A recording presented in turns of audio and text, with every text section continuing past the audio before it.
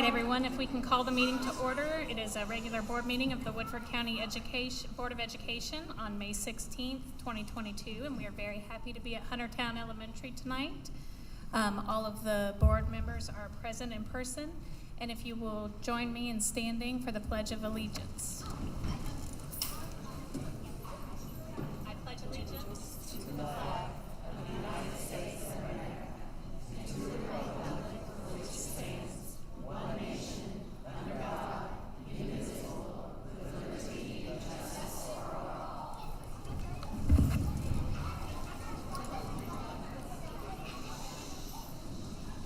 All right, thank you. Are there any proposed amendments to the agenda? I do not have any because all of our recognitions have now been moved to the top of the agenda so that we can have that as our normal operating procedure going forward. Hearing none, we'll move on to recognitions. Ms. Bailey, if you want to join us, and when you hear Ms. Bailey call your name, if you'll come down, we have a certificate for you, and we'll get a picture with the students and those being recognized for the Woodford Sun and for our district website. Okay. We recently had several students participate in the Student Technology Leadership Program, or STLP, state competition. So we are so proud of all of our students who participated in that and represented Woodford County Public Schools. Tonight, we are recognizing 2 of our state champion groups. So the first is from Woodford County High School. It was a podcasting dueling duo consisting of Miss Isabella Gonzalez and Amelia Johnson.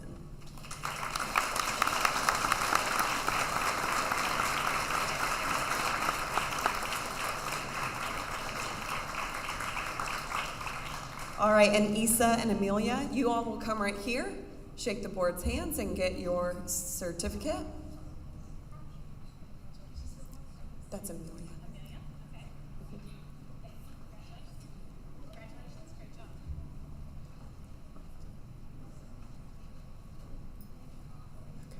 Okay, Issa.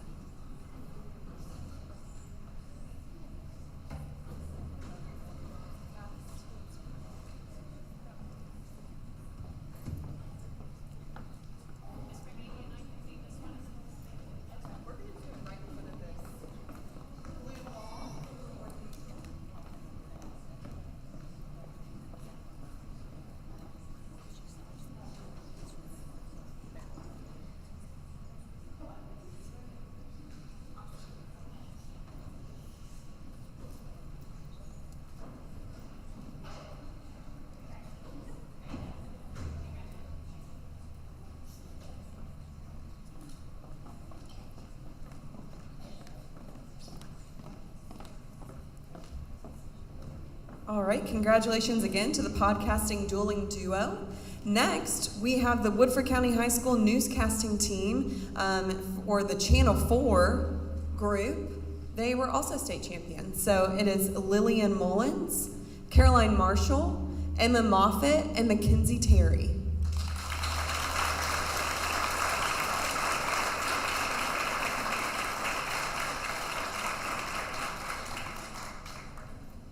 Okay, that's it as far as student recognitions.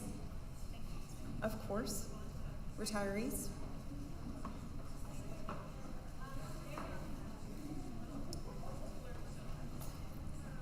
Okay, so now we'll move on to recognizing our retirees for this school year.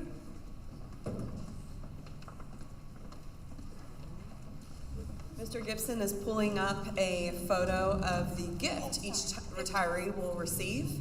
So what I'll do is go through the names, and I'll say the location and how many years this person has served in Woodford County Schools. And if they are present, he or she will come down the steps to this chair, sit down, and their supervisor or principal or whomever they have designated will give some remarks about them. So this is an example of the gift they'll be receiving. All right, our first retiree is Miss Linda Sue Manley from Southside, and it is 20 years that Miss Manley put in.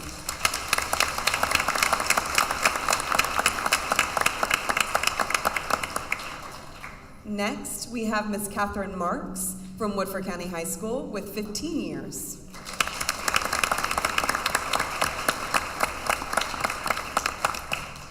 All right, is Mr. Thomas Morgan here?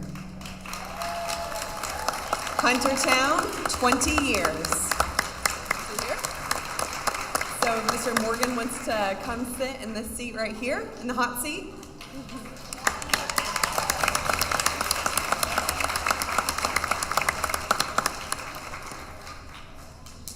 There are some people that just love attention, so they wouldn't have missed tonight. Right, Flora? If you do not know Tom Morgan, he retired in the fall and has not been part of our lives for a little while. Tom is a genuine person. It did not matter at what point during the day you met Tom. He had a smile for you. He had a kind word for you. The kids loved him.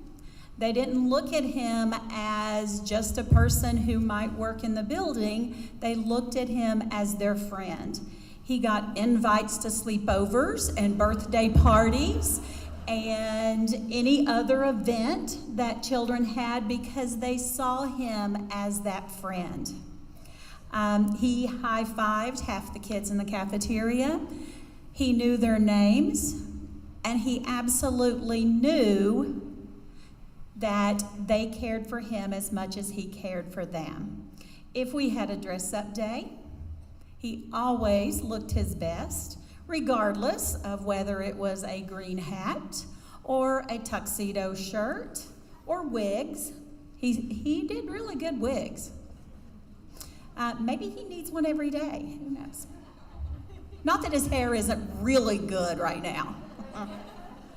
But some things that I really miss about Tom, and if you know him really well, one of the favorite things that he would say if I had to radio him or someone in the office radioed him, the first thing he would say is, Huntertown, you got a man on it.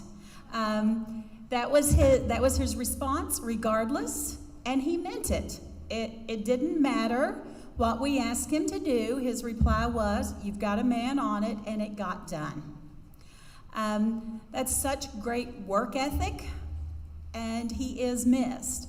My favorite thing about Tom was a lot of times in the morning when I got here, it was just he and I in the building and the cafeteria staff who tended to leave us alone.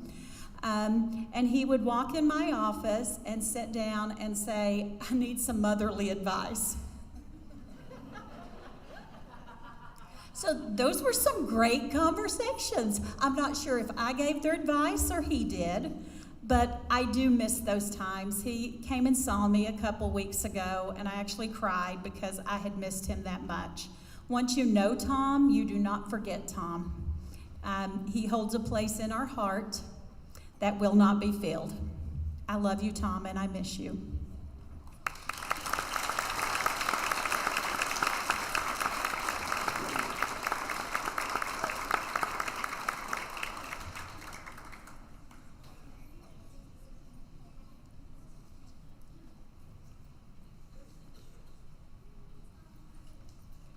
Thank you, Mr. Morgan. Next, we have Denise Wilson from Transportation with 10 years.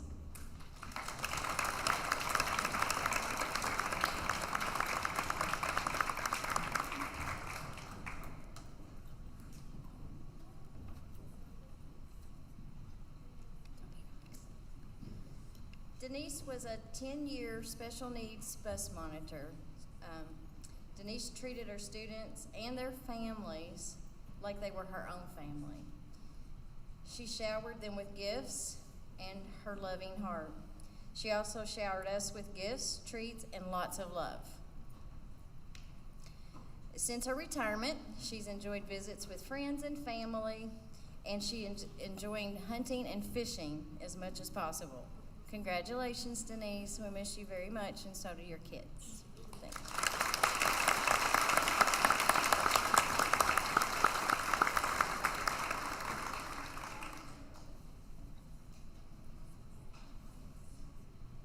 Thank you, Ms. Wilson.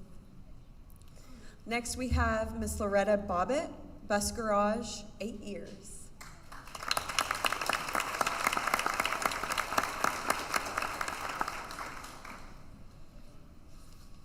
Miss Loretta.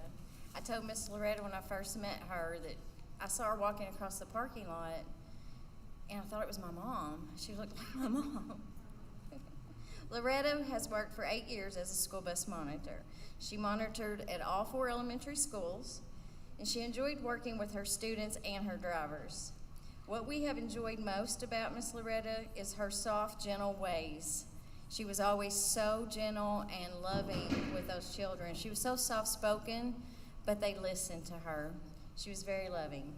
Loretta is still working a few days a week at her family store downtown, and when she's not working, she enjoys her new couch and her new recliner very much. Thank you, Miss Loretta, for your dedication to our students. We miss you.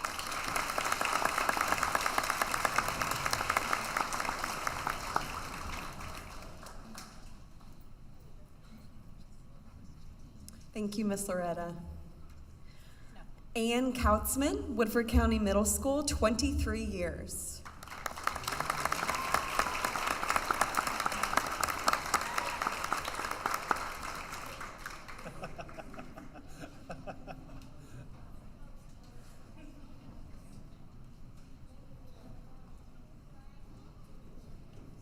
Ann Kautzman. Words to describe you: consistent, learner, kind, fair, compassionate, present, and a collaborator. You were the face students saw at Woodford Middle when they had made a bad choice. You always reassured the students that everyone makes mistakes and that it's all about learning and growing. You provided a classroom environment where students felt safe and comfortable.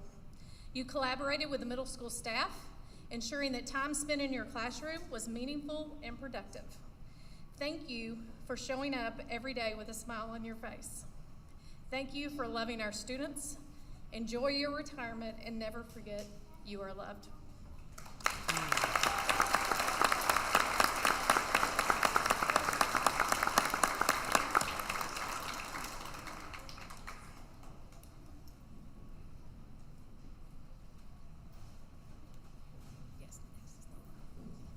Thank you, Ann. Next, we have Lola Durbin, 26 years with the Transportation Department.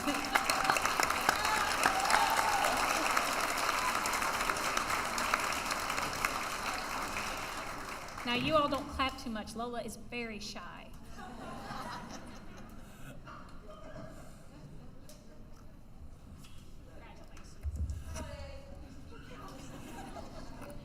I wanted to take the opportunity to speak about Miss Durbin. Lola was probably the first person I met when I came to Woodford County. Big hug, we're glad to have you, and just made me feel at home. That's something that you don't find everywhere you go. So I want to thank you for that, Lola. Lola has served, as she said, 26 years here in Woodford County. I've got a family member now that's been teaching school for about 16 years, and I said, hey, you know Lola? Because she went to school. Oh, everybody knows Lola. So she still knows Lola. Everybody knows Lola. Lola is not only a huge part of Woodford County Public Schools, but she's a huge part of the Woodford County community. You drive through town, you'll see Lola running from the courthouse over to the corner drugstore. You'll see her out on the street. Give her a yell, because she'll yell right back at you, just like she did earlier. So Lola is what you see with Lola is what you get. She is as kind a soul as you'll ever meet. Had a chance to ride the bus with her this year, the first day. And you can tell when somebody has put change in their pocket with those parents and with kids. Because Lola could throw that window up and say, now you don't let them come yet. All right, okay, send them on. Or I'll be back here in about 10 minutes. She had that ability to be able to communicate. She had that ability to build those relationships with those families. And I like to think that Lola and I have built a relationship together. So thank you very much for welcoming me, but not only for that, thank you for what you've done for the kids of Woodford County. So thank you, Lola.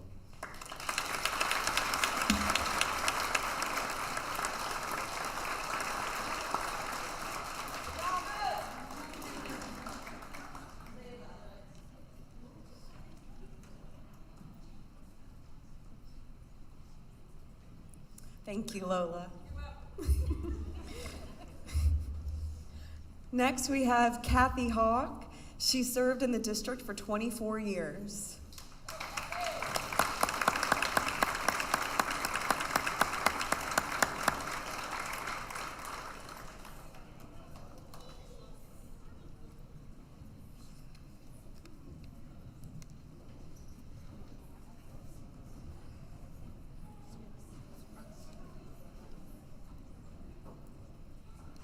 All right, Susan Borland, Northside Food Service, 18 years.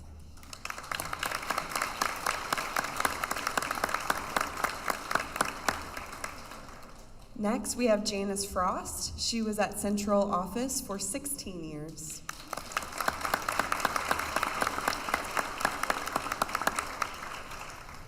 And Miss Tammy Yates here at Huntertown for 28 years.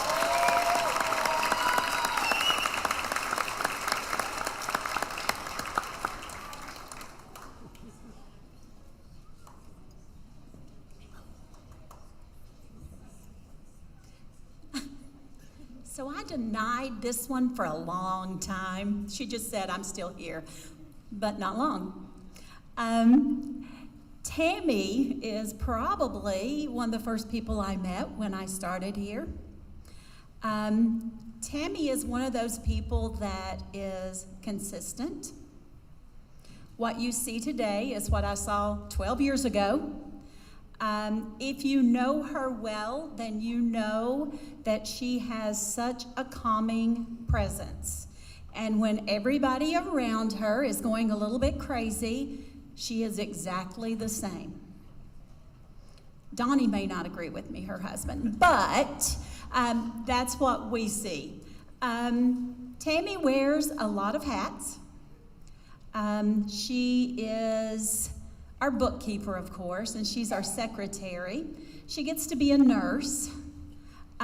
She gets to be the person that takes care of Miss Monty, which is a big job. She makes sure that the teachers only spend their money and they don't overspend. She makes sure that they don't lose POs and they know where to go and how to get their money. She does so much, but the one thing that she does the best is be a calm, positive presence in our building every day. I could not have gotten through the past 12 years without her because she knows more than anybody in the building. It doesn't matter if it's in her realm of job description, she knows it. I have relied on her probably more than anyone since I have been here. And I honestly don't know what I'm going to do without her. So maybe I'm going to hire Donnie and just have him call her every day. I don't know. But she is the biggest asset to this building, and she is going to be so missed. On a final note, I called her one day, and I talk to my children and my husband more than I do anybody. And so when I get off the phone, I always say, I love you. So I call Tammy one day to tell her something, and I get off the phone and I say, I love you. And so she didn't think that I realized she heard me. And so a couple days later I said, and Tammy, I really do love you. So, Tammy, I really do love you. And I'm happy for you, but I'm sad for us because I'm going to miss you a lot.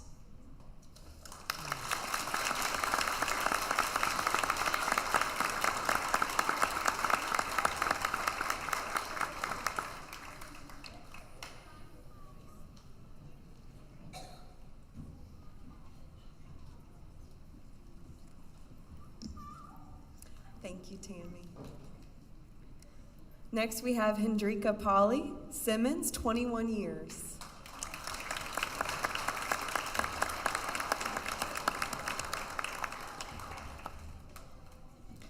Gloria McLean, Southside, 21 years.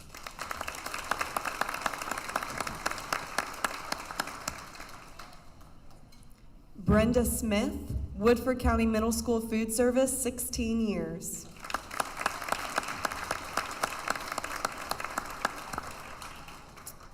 William Hetty, Northside, 26 years.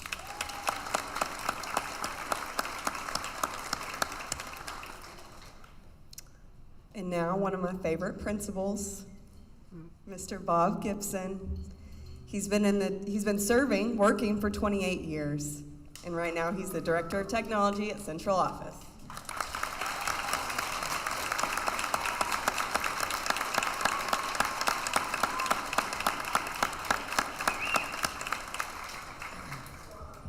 Well, I have the honor of sharing the words of Rob Akers. Many of you know, Rob served as high school principal for quite some time, leaving in 17-18 school year. He now works at Western Kentucky University and couldn't be here tonight, but he was happy to share these words about Bob. And if you know Rob, there's plenty of words here, but I think you deserve them, Bob. So on behalf of Rob here, it's a privilege to share a few words to honor Bob Gibson for his contributions and accomplishments throughout his career at Woodford County. During my time working in the district, I've never met a bigger fan of the Woodford County Public Schools than Bob. As a Woodford County Public Schools product, Bob's blood truly runs black and gold, and he dedicated his career to helping the district he loves to reach the gold standard. In the early days of my time at WCHS, I came to know Bob as an educator who possessed an unwavering commitment to always doing what was right.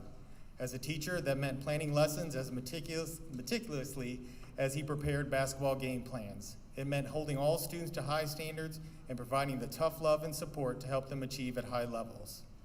When interviewing prospective coaches, Bob would spend half the time grilling candidates on their instructional practices and commitment to academics rather than their game plan. He understood that while athletics were important for engaging students and enriching their experience at WCHS, the first priority was to prepare students for a successful transition to life after high school. That commitment to preparing students for success is what convinced me to hire Bob as an assistant principal.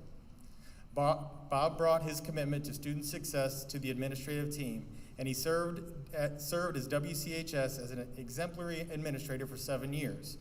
During his time as assistant principal, Bob was instrumental in recruiting and hiring outstanding teachers and staff, leading a pristine athletics program, developing and coaching teachers, and supporting and encouraging kids.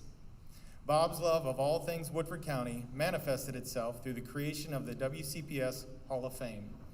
There's no doubt that the Hall of Fame would not have launched and reached the level of success that it has without Bob's leadership. If you've never attended a Hall of Fame induction, you've missed out on a wonderful celebration of the achievements of Woodford County Public School students and educators. The hours and hours invested in this foundation have been a true labor of love. As the head principal, I most appreciated Bob's commitment to always doing the right thing. Bob was a valued colleague, confidant, and friend who helped me by not always telling me what I wanted to hear, but by telling me what I needed to hear. I know that I became a better principal because of Bob's presence on our administrative team. I was not surprised when Bob applied for the position of Chief Information Officer, and I was not surprised when he was chosen for the role. For 9 years, Bob has literally impacted every classroom and every student through his leadership and support of education technology. There's no doubt, and I can attest to this one personally, Bob, that WCPS was among the best positioned districts to handle remote instruction during the early days of COVID, and much of that is a reflection of Bob's leadership. If you know Bob, then you know he's always working, even when he's not on the clock. So I think it's safe to say that Bob has truly earned some time off as he retires from WCPS. I'm sure that Bob will remain a visible and engaged figure in the district and that his daily contributions will be missed. Bob, thank you for your unwavering commitment to the students, educators, and the community of Woodford County. You have been a model servant, and we wish you well in your retirement.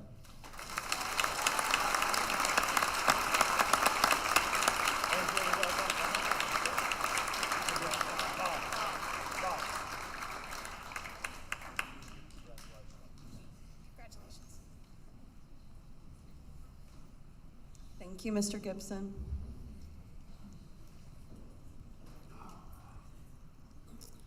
Trish Apple, Northside, 27 years.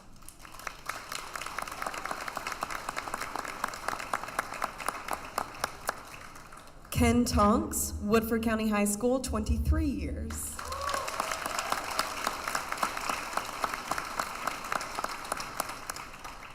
Barbara Lay, Simmons Food Service, 16 years.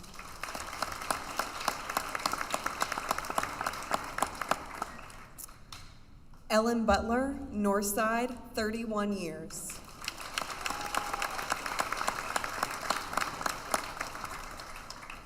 Joanne Gamble, Southside Food Service, 22 years.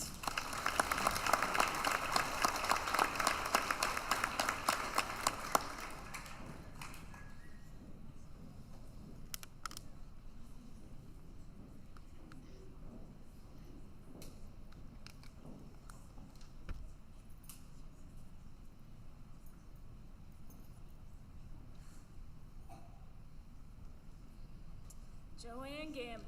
So every kitchen has a go-to person. The person who knows every child with an allergy, the correct time and temperature to cook everything, and the best way to get the job done. Joanne has been that go-to person at Southside for 22 years, and you've left some big shoes to fill. She left us in November, and I still haven't filled them. Joanne would make a point to get to know each and every child and make them feel special. We have missed your hard work ethic, generosity, and great sense of humor. Thank you for dedicating 22 years of service to Woodford County's kids, and we wish you a very happy, well-deserved, and long retirement. Thank you, Joanne.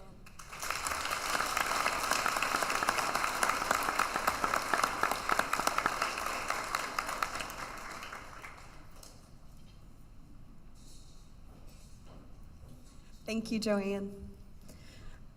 Lastly, we have Jan Sellers, Central Office, 28 years.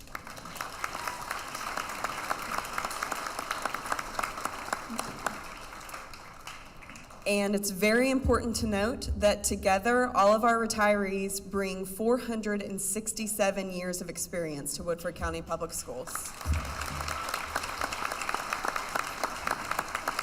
Ms. Bailey, do you want to have them all come down and we'll get a group picture? That would be wonderful. Okay. Did you all hear that? If we can get our retirees back down here for a group photo. Okay. Bob, do you want them anywhere in particular? Was blue wall okay? Okay, we're gonna put you in front of that blue wall over there in the corner. We'll join them, yeah.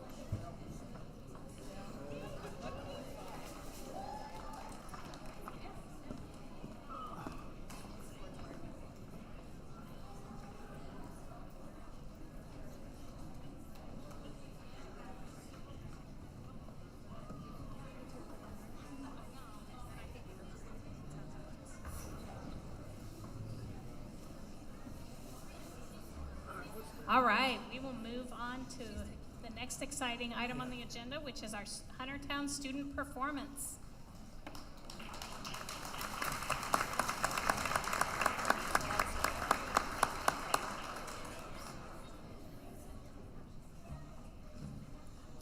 Ooh. Someone said, "Let there be lights." And there was. So before I invite my wonderful STLP group down to talk about their projects, I do know that it's someone's birthday tonight. So I think, anyone who would be willing needs to sing happy birthday to Mr. Adkins with me. All right. Sorry, Mr. Adkins. I'm I called his office to sing to him this morning, but he was out in buildings. Oops. Okay, if you want to sing with me, ready? Kids, it's all on you. Let's go. 1, 2, 3. Happy birthday to you. Happy birthday to you.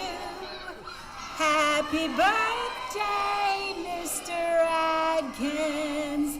Happy birthday to you.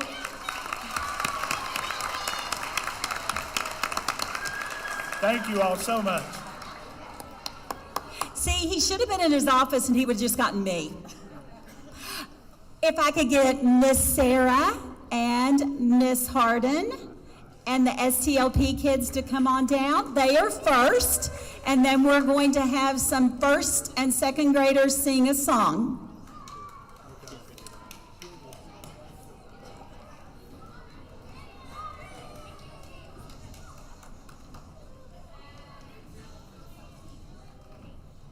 So we started this year with STLP. Most of our schools haven't had any clubs due to COVID for several years. So unknowingly, I sent out the request for participation. We had over 60 kids sign up to do STLP. We narrowed it down around Christmas to 3 teams through a team vote. So we did regionals in earlier in the year, in December, and then we ended up having all three teams qualified for the state championship. So we're gonna have all 3 of them come up and describe a little bit about their team. So our first team is gonna be our green team. We have Emily Estes, Graham Wilbur, Cash Gould, Reese Willis, and Aiden Gould.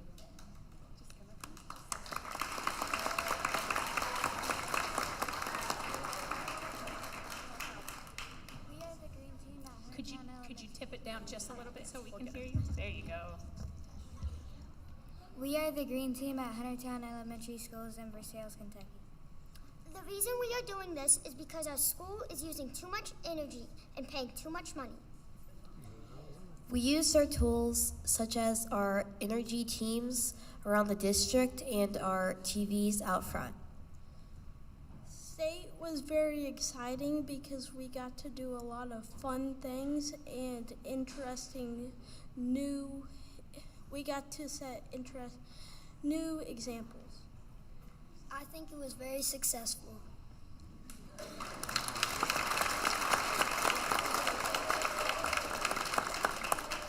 Our next team is the We Create team. So we have Cash Warren, Lila Slade, Chase Warren, Lila Slade, Kinley Fortney, Caden Fortney, Jace Coons, Jackson Johnson, Aubrey Irway, and Ella Metzger.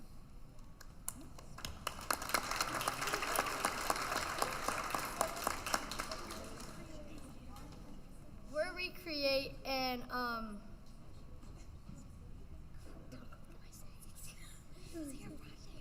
and we decided to create t-shirts on breast cancer awareness. We decided to do breast cancer awareness because we had a friend that his mom was sick with breast cancer, which inspired us to do a project on breast cancer. We made shirts that I'm wearing right now, and most of us are, and we made over $1,500. I think it was really fun to do this activity because I got to hang out with my friends after school, but also help people who had the disease. We donated all the money to the UK breast cancer awareness research. Wonderful.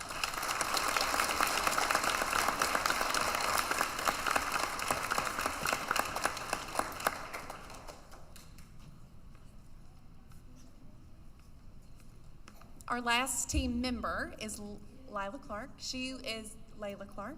She has several other team members who couldn't be here tonight, and her project was to do virtual news, and I'll let her tell you a little bit about that. So, like she said, our project is virtual news. We are doing this because in our class and our grade, we realized that students and even teachers want to know more about what is going on in our building. So, how we're going to do this is we are making slides and putting it on our front TV in the main hallway, and we are making recorded audios of the news each week. And then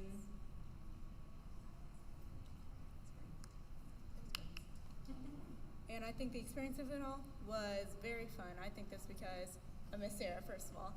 And then I got to spend time with a lot of my friends, and we got to build projects together, and it was really fun.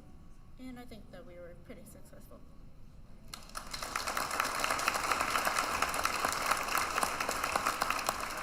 We want to thank you all for coming and sharing your experiences with us. It is not easy to stand up and speak in front of a crowd like this, and you all did a wonderful job, and thank you for your commitment to your school and to your community.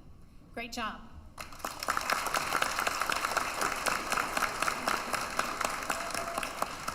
And Miss Bailey will get a picture of you guys over by the blue wall, if that's okay. Miss Glass, Miss Richardson, you guys want to join them for the picture, please?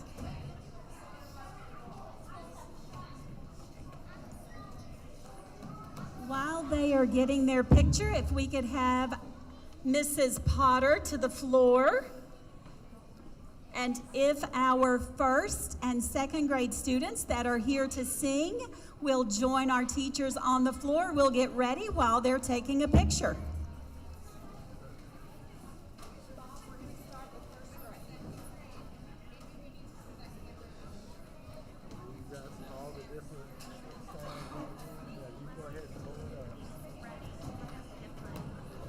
And parents, if you guys want to move down to get a better camera angle, you are welcome to come down closer, whatever you need to do. It's two different groups. Okay. Okay.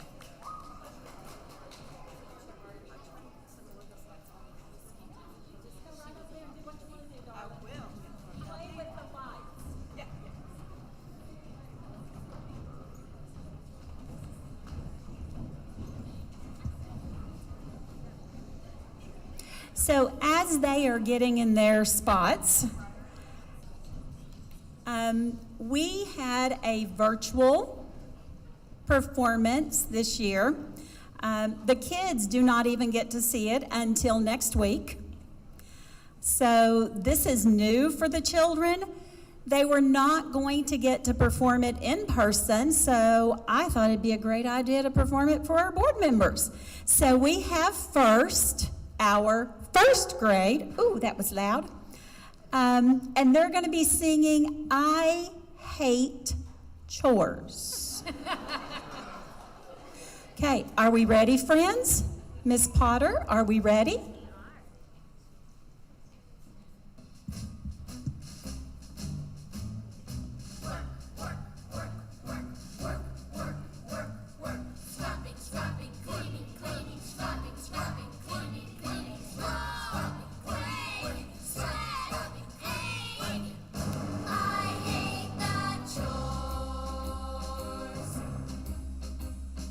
This day was supposed to be my day.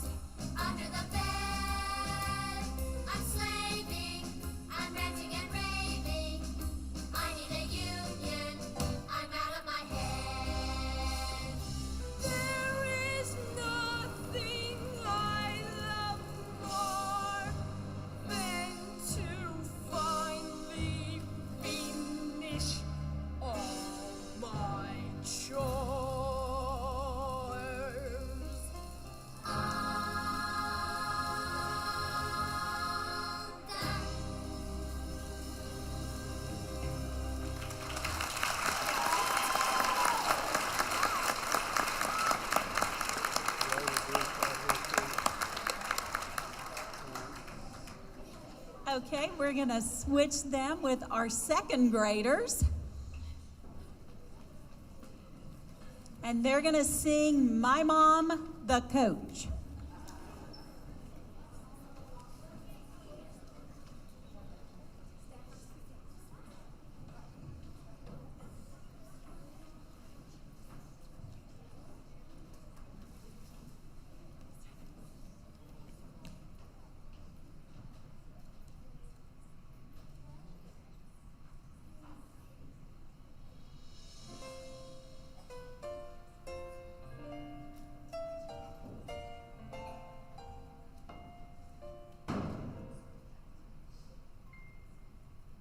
You would think I'd want to get out of the house.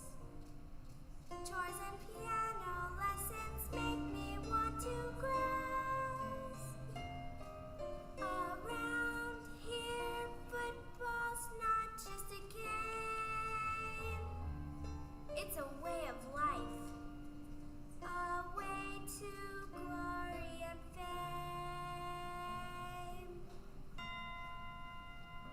My father's been a booster, his support beyond reproach. But football's changed forever when they made my mom the coach.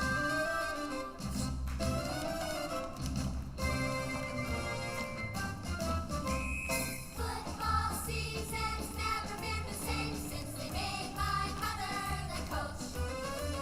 They gave her a whistle and a clipboard of her own, and now every Saturday she won't leave us alone.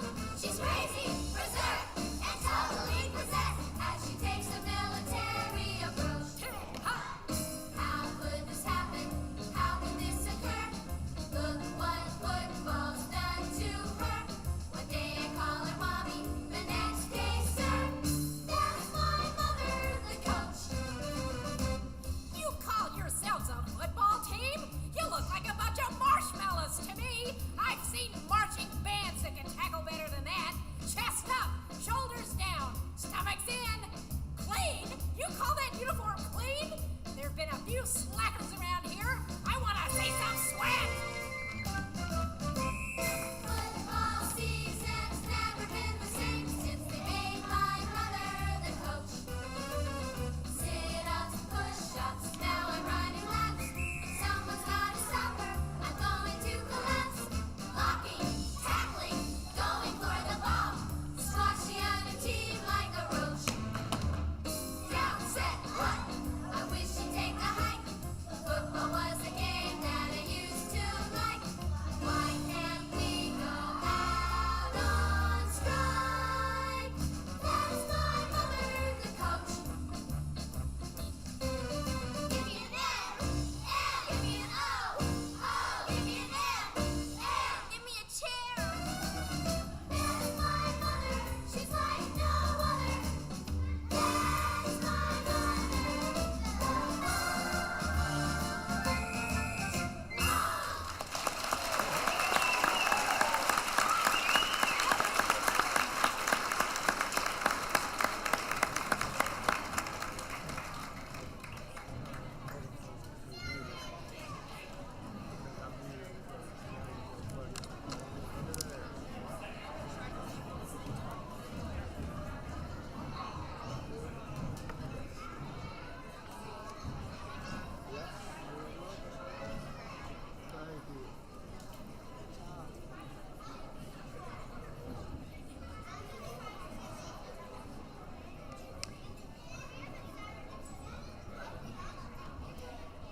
We'll give our friends a chance to go eat dinner.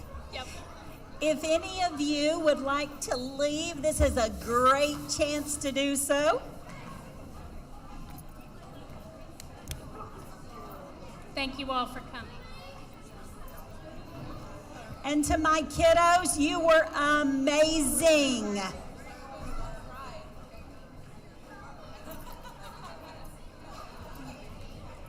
Just watch it.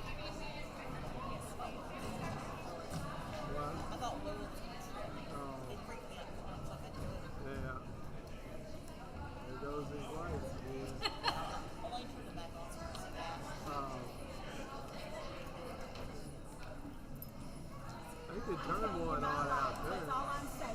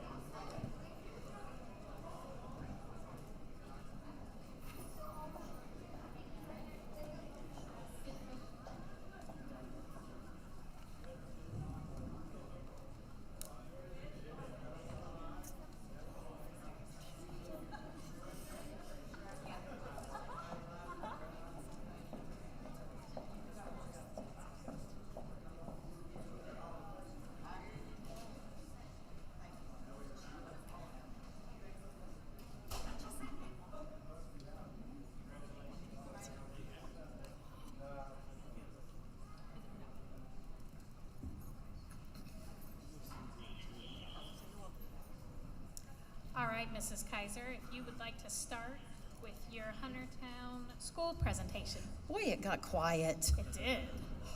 I think I'm just going to start singing. I like to work, work, work, right? Bob, are you going to be my clicker? Okay, there you go.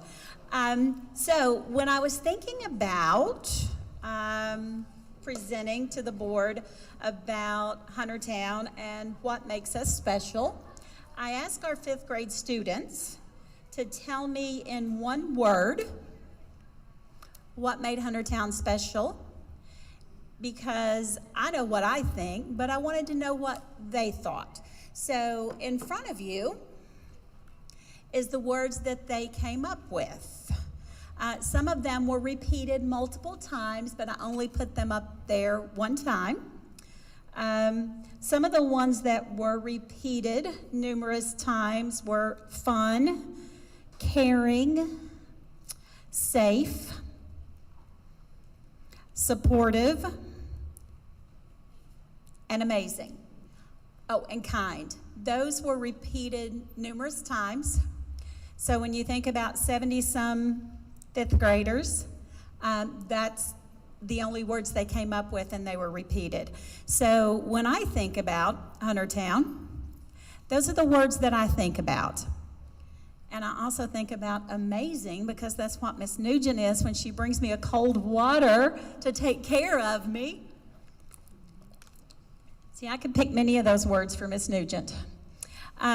So just to focus on what Huntertown is, and it is all of those things. Bob?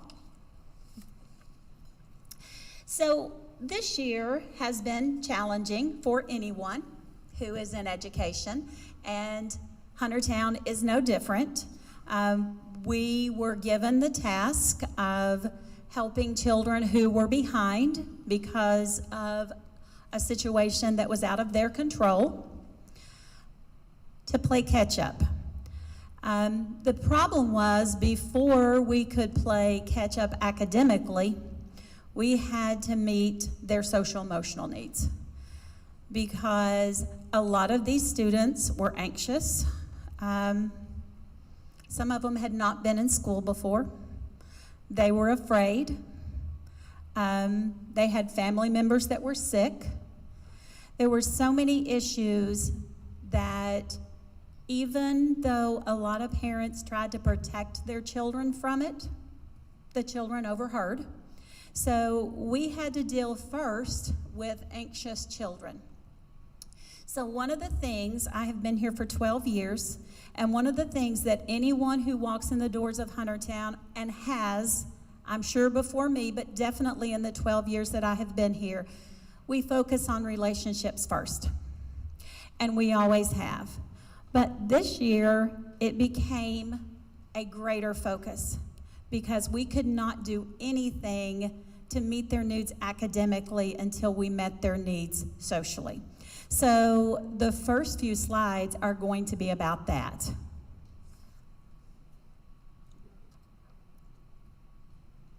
Bob, maybe I could just say click. There you go. Okay. So I have made a copy of this for you all just because some of it has a lot of words on there, and I'm going to hit the highlight. But the reason that I put SEL first is because it was a huge portion of what we did. I'm not going to read all of this to you, but just to hit the highlights, many kids were serviced in this building when it comes to social emotional learning. We serviced over 50 students in groups. Some of those groups were zones of regulations, copycats, anxiety groups, skills group, grief groups, social check-ins. We provided tiered behavior intervention, multiple strategies like check-in and check-out, behavior intervention plans, at least 12 outside mental health agency referrals for crises. Our guidance counselor completed push-in classes. There is one grade level that had so many needs that she goes in weekly and does a second lesson of zones of regulation with them, just because they are struggling to get their emotions in check. Bob? So these are just a few of the things that we do. If you are not aware of the zones of regulation, they are up there. And it's just where children can identify where they are and how they're feeling and why they're feeling that. The daily check-ins. In fact, one of my teachers got creative, and with the words that I asked them to write, she put it on their daily check-ins, which was great because I got to read everything else that they had on there that day also. So it has been a big push in our school. We are very blessed to have a doctor, Dr. Sarah Merle, as our guidance counselor. She is trained highly and does a great job with our kids. She is one person, so thank you very much for hiring the mental health specialist at the district level, because every school in this district needs them. As great as she is, she cannot meet all of the needs that we have right now. Bob? For example, counseling sessions, if you see the colors, the biggest group in our elementary school is anxiety. It did not look that way pre-COVID. The second group is family issues. Again, did not look that way pre-COVID. So those are the two biggest needs that we are working with right now. And there's a lot that we have seen this year that we just haven't seen before. So that would had to be our primary focus to start the year. Bob? So getting past social emotional, one of the things that we had to get back to was when they're here, we had to make the learning fun. Just to pull them back into a brick and mortar building. We had a great STEM day. We provided opportunities. We couldn't go to the pumpkin patch, so we brought the pumpkin patch to us. The kids were just so happy to be with other kids. So the goal of our staff was to try their best to make learning as fun as we could. So after we meet their needs, socially, emotionally, then we can move on to academics. So one of the things that we had to do was to really look at supporting each student academically, but it had to be intentional. They had lost skills. We had to first identify what those skills were. We had to work in PLCs after we identified those skills and find a way to target them. With the help of our administrative dean, Ms. Nugent and Ms. O'Keefe, our math coach, they worked so closely together to identify not just the reading deficits, but the math deficits, and then make a plan, which was many hours of meeting those needs. So a lot of hard work went into it. They looked at every piece of data we had, and then they very intentionally scheduled groups. We had groups all over the building, but we had to do that to meet their needs. Bob? This is our math data for this year. If you will notice, there wasn't a lot of overall growth, but we did grow. And one of the things that we want is to make sure that we are continuously growing. Our district goal was 50%, and we ended the year at 67%. Next slide, Bob.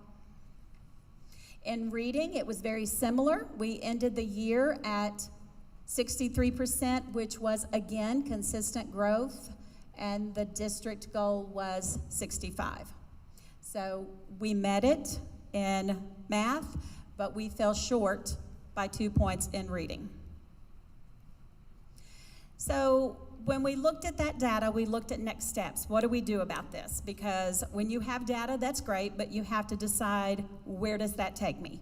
So some things that we have put in place is a focus on the foundational reading skills in the primary grades, because in looking at our data, that's where we had the weakest scores in reading. And it makes sense because a lot of children wore masks and teachers wore masks when they were teaching foundational skills in phonics. So we have to intentionally target those skills. We are in the process of hiring a reading interventionist to hopefully target those skills. I have sent in the request. It's just not been processed yet. Thanks to Ryan Asher back there somewhere. A lot of my teachers have been part of a book study called The Science of Reading, and they're really excited about it. So bringing those skills into what we are already doing in reading, just to bridge a possible gap that might be there.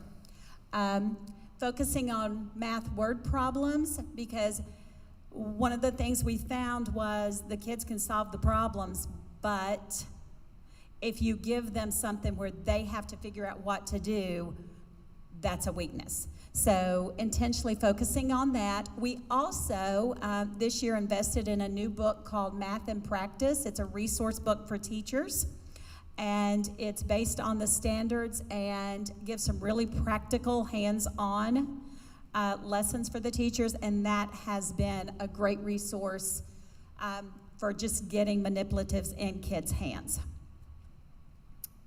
Bob. So one of the things I love is just snapping pictures of kids learning. There's science, there's math, there's reading, and they're all engaged in learning. That's my favorite slide. Especially the heart up there with lights, just saying. On a sad note, many of you do know that we lost a dear second grade child. The outpouring from the community was extensive. The outpouring from this board was appreciated. It was a heartbreaking time in our building. And I just want to thank all of you for your support, for caring for our school and our school family. I cannot at any point imagine what that mother is going through, and I don't want to imagine that. But all we can do is do what Huntertown does best, which is love her. And that's what we're doing. Thank you for everything that you do for us, because we can't do what we do every day without what you do. Thank you, Mrs. Kaiser.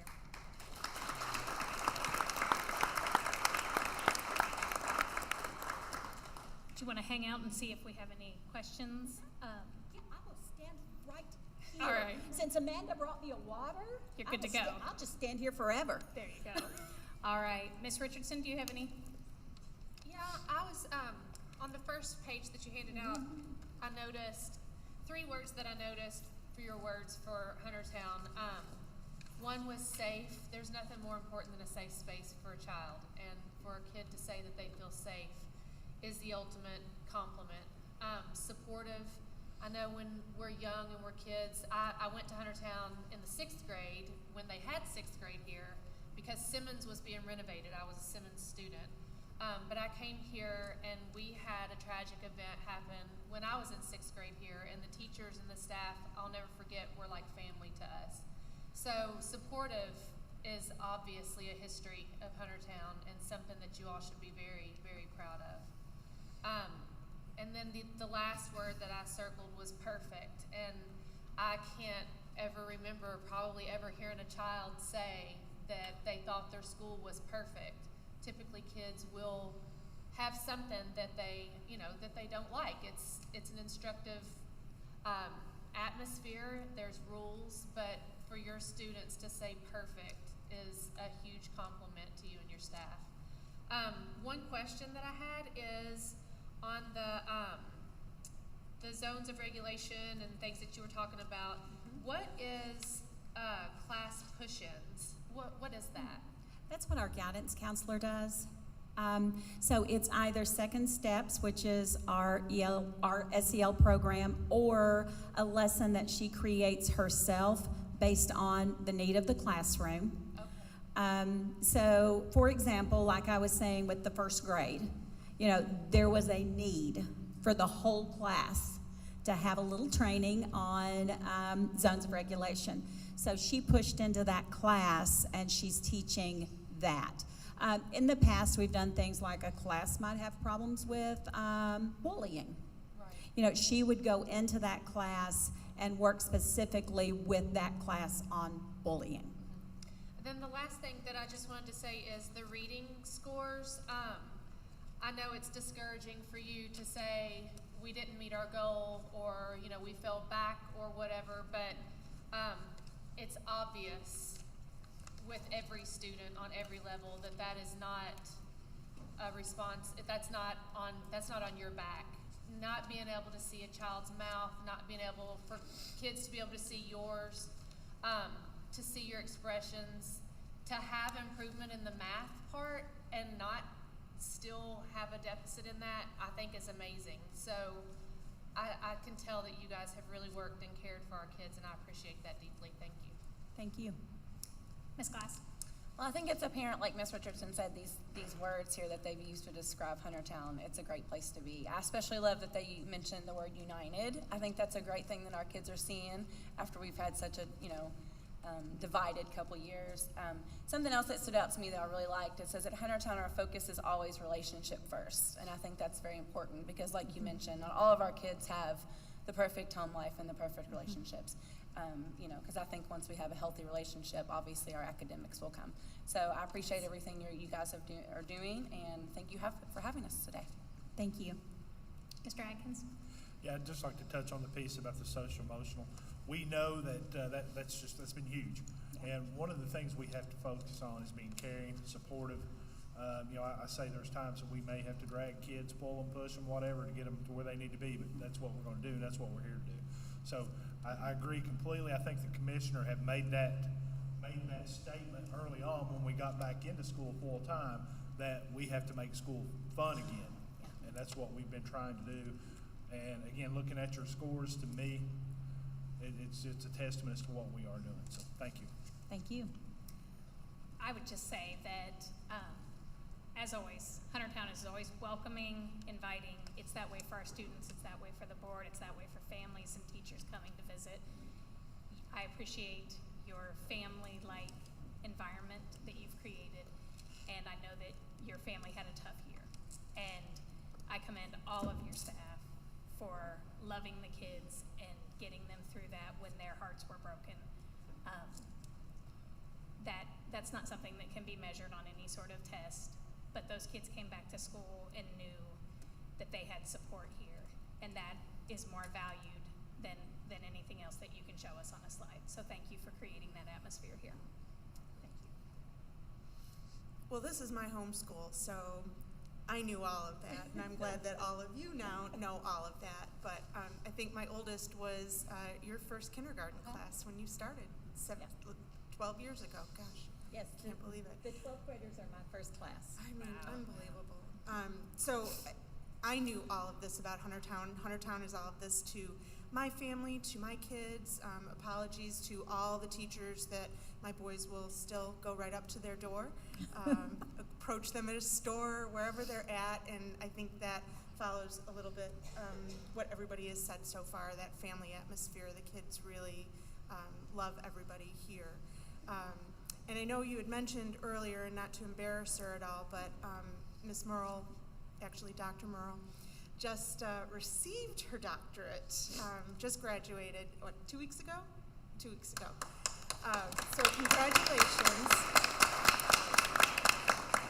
And I think that also goes to the heart of, and I know she's not the only one that's pursuing further education and further advancement, but I think that's one of the things that stands out about our district as well, and that's the level of people that we have working with our kids every day. And we even have our SBDM rep, KT Gould, who is also now a doctor. So not only do we have it from the employed staff, teacher perspective, but our volunteers and the people kind of behind the scenes that people tend to forget are behind the scenes are really doing a lot for everybody around. So thank you, thank you.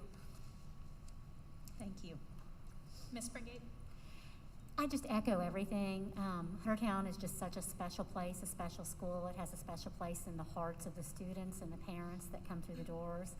And I just want to say thank you so much, and please thank your staff. Thank you. Oh, Thank you. and one more thing, the Wax Museum.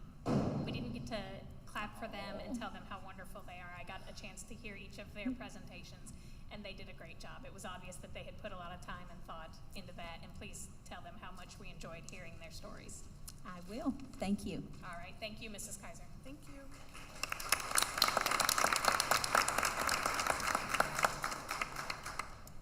All right, Mr. Atkins, we will move on to your remarks. Yeah, as we are getting ready to wrap up school, we've got a lot of award days, award nights, several promotion ceremonies coming up in the next 2 weeks. We've had several, we like to call them culminating events throughout the district. I know 2 weeks ago, I think I had an opportunity to participate, or not to participate, but to be present at the Junie B. Jones presentation up at Northside. It was awesome. If you didn't get a chance to see it, you really missed out. It was a full-length program, and just it was awesome to see the kids work so hard. We also have district and regional district baseball and softball tournaments going on right now, and we are hosting those. So get a chance to get out this week and watch our teams play. We've had a very successful season. Our lacrosse has been very successful. New program. I know that our middle school had the middle school boys played in the conference championship. Am I correct? Fell a little bit short. Our both teams right now are still competing in their tournaments, so it's exciting to see all the good things going on with that. We've been able to attend choir and orchestra last week. Those guys are just, I mean, they're great things, unbelievable things going on in our arts and humanities programs. Softball to middle school won the conference championship. So very proud and was excited to get to see them, be over there and watch them win that championship. It was just something unbelievable. And I guess I have one bit of good news to share is we do have a new district finance officer. He will be in place. Actually, today was his first day, but he was committed to a conference for the week. So we're excited to have him on board, and it's Mr. Shane Smith. Some of you may know his wife. She was with the district for many years, Miss Amy Smith. So we're very fortunate to be able to get Mr. Smith on board and get him embedded into our programs and just get him going with our finances. So we're excited for that. Been a great month, just constantly getting ready to move into the summer school mode and start planning for next year. So we're excited for that, and just good things going on in Woodford County. All right. Thank you, Mr. Atkins. The next item on the agenda is the good news report, and usually we start with our student rep, but I'm going to go first this month and say thank you to our student rep. We have been very fortunate to have Miss Lizzie Chirac as our student rep this year.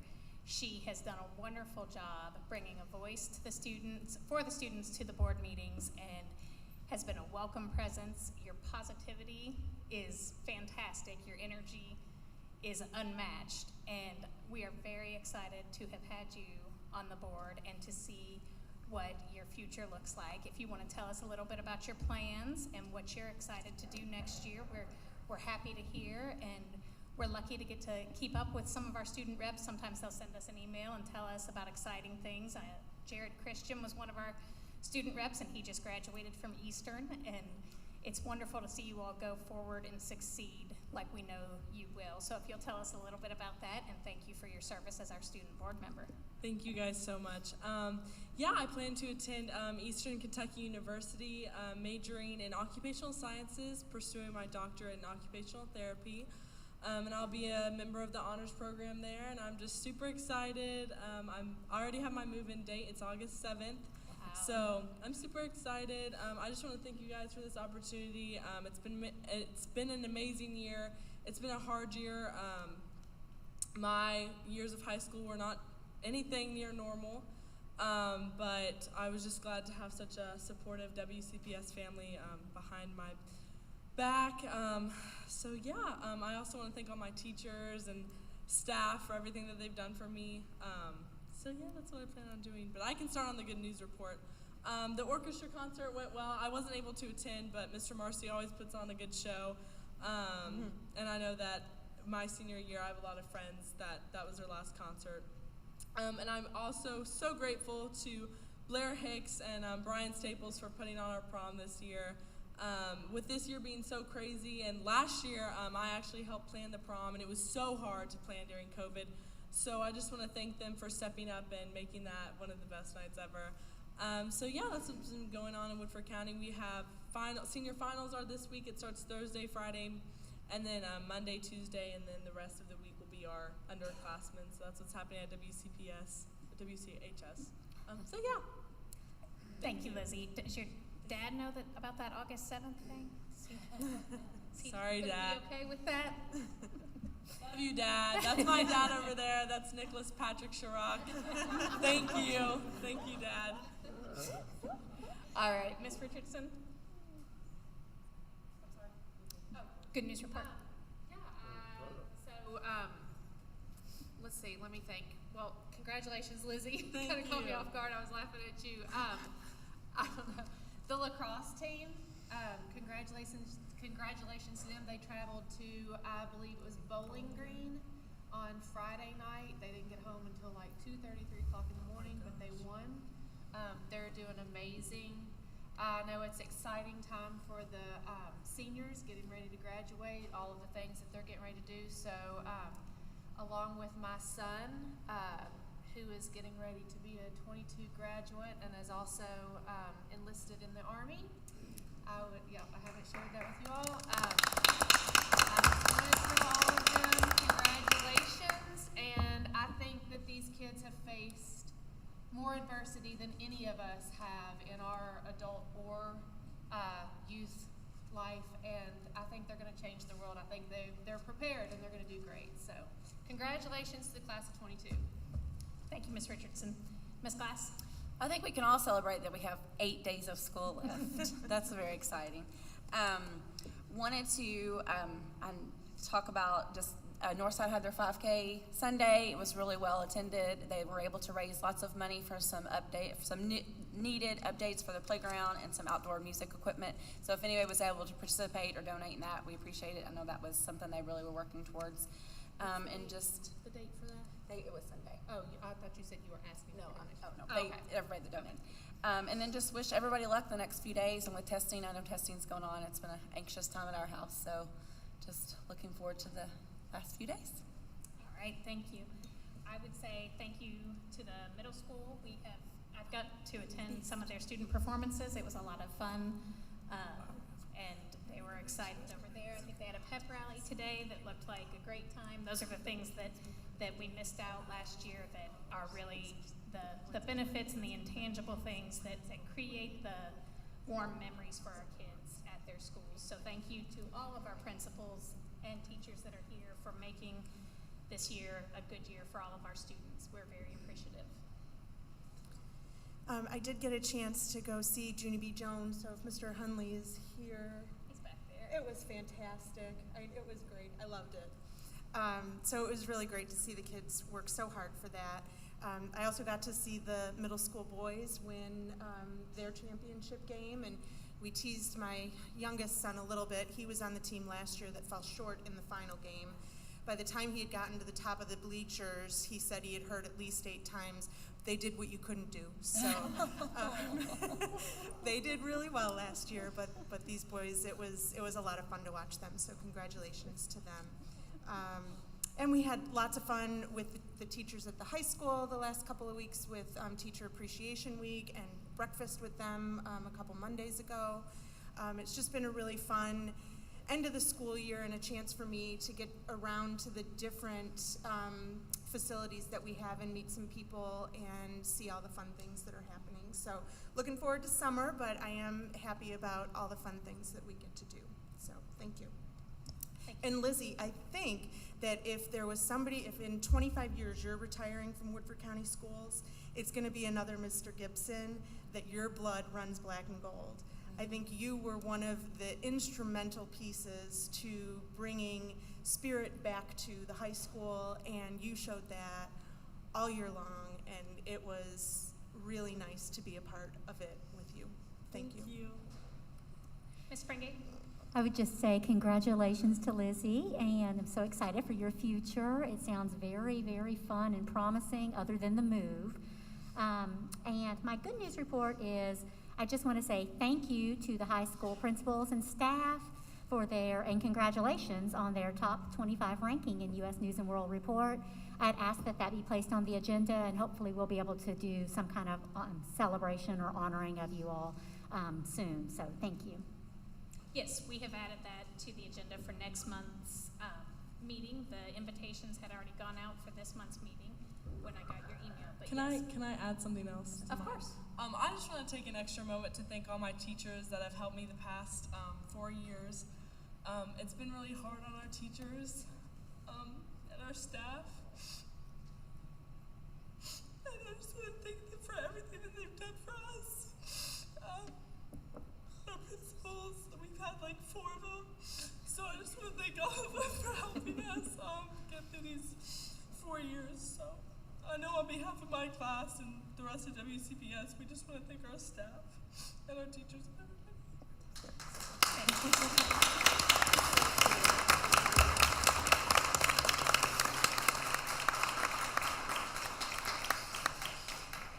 All right, the next item on the agenda is the Instructional and Equity Report from Mr. Asher.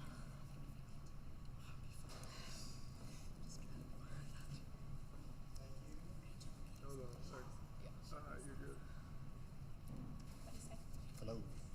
I think you're good now. I take all those words back, Bob. Are we on? We good? Yeah. All right. Hello once again. Completed our 167th day of school, our mile marker there, 8 days left as you mentioned. As already mentioned also, we're in the midst of Kentucky's summative assessment. High school finished up last week, mainly because of the finals coming up that Lizzie mentioned. Elementary, some cases done, some will continue through Wednesday, and then our middle school will begin, and the whole window will continue through next week, through Monday, and then also makeups as well. Summer school, I want to talk a little bit more about that, just give you some more of an outline there. Once again, we will have that central hub at the middle school for both elementary and middle school students. It'll be a 6-week program overall, 3 in June and then 3 in July. Right now, still working on final numbers and permission slips and transportation and all of that, but approximately 180 elementary students to attend, and then approximately 85 middle school students. As far as the high school, we're going to run a 4-week program, 2 in June, 2 in July. Still working on numbers there because, as you can probably expect, that is based on credit recovery, so we still need to see what amount of recovery is needed over the course of the summer. Already looking ahead to our June report. Dr. Jones will actually give that report and give you more specifics as we're halfway through, at the end of June there, halfway through that summer school schedule. I'll go ahead into the equity update. I did attach to the agenda tonight our work thus far. I've mentioned the revision of our equity action plan a couple times. So we're essentially into phase 2 of this work right now. And in summary, it's a continuation of those original strategies and activities that we had, just with extended and enhancement to those. The major concept that we're focusing on is just to build capacity in order to sustain those efforts. And what is meant by building capacity is just continuing with our district level team, but also looking at developing school level teams. Up to this point, it's been our principals along with a teacher leader to go through those trainings and deliver those trainings. We want to build that capacity and ultimately try to sustain our diversity, equity, and inclusion efforts we've had thus far. And to help us do that, we do have a proposal from whatever it takes. We worked with Dr. Banks up through this far and want to continue that. That was a consensus from our equity team. It won't be as intensive as what we've had in the past as far as the training and everything, but it will be focused on that building capacity, establishing our school teams, and ultimately working through with us through next school year. So I'll have more detail on that, exactly what that looks like on the agenda for next month. But I'll open up for any questions, either instructional or equity at this time. All right, any questions, Ms. Richardson? No, thank you. Ms. Glass? I don't have any questions. Thank you. Do you have the dates on summer school? Can you email those to us? I can email them, yes. Perfect, Basically taking a week off, and then it'll begin, I want to say it's the 4th. I'm looking over at Dr. Jones there. Do we start on June 4th, summer school? Sorry, put you on the spot. If you want Somewhere in that range. 7th? Okay. Sorry. And so that you said that's going to be all at the middle school again? Yes, for elementary and middle, yes. All right. Sorry? Okay, 3 days a week, okay. And all of you had mentioned the staffing, we kind of changed the incentives. Was that effective? Yes, it has been thus far. I think we're fully staffed. I think that'll also help with our bus drivers, which I believe is on the agenda tonight. We were a little sparse there, but even since floating that idea, we've gotten more drivers sign up, and it looks like we're going to meet the needs. Perfect. Ms. Kay says that we have received enough to be able to do what we need to do.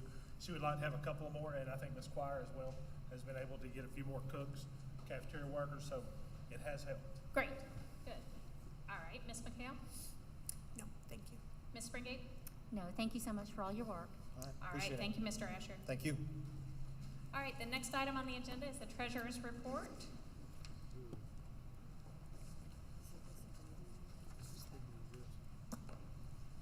How are you?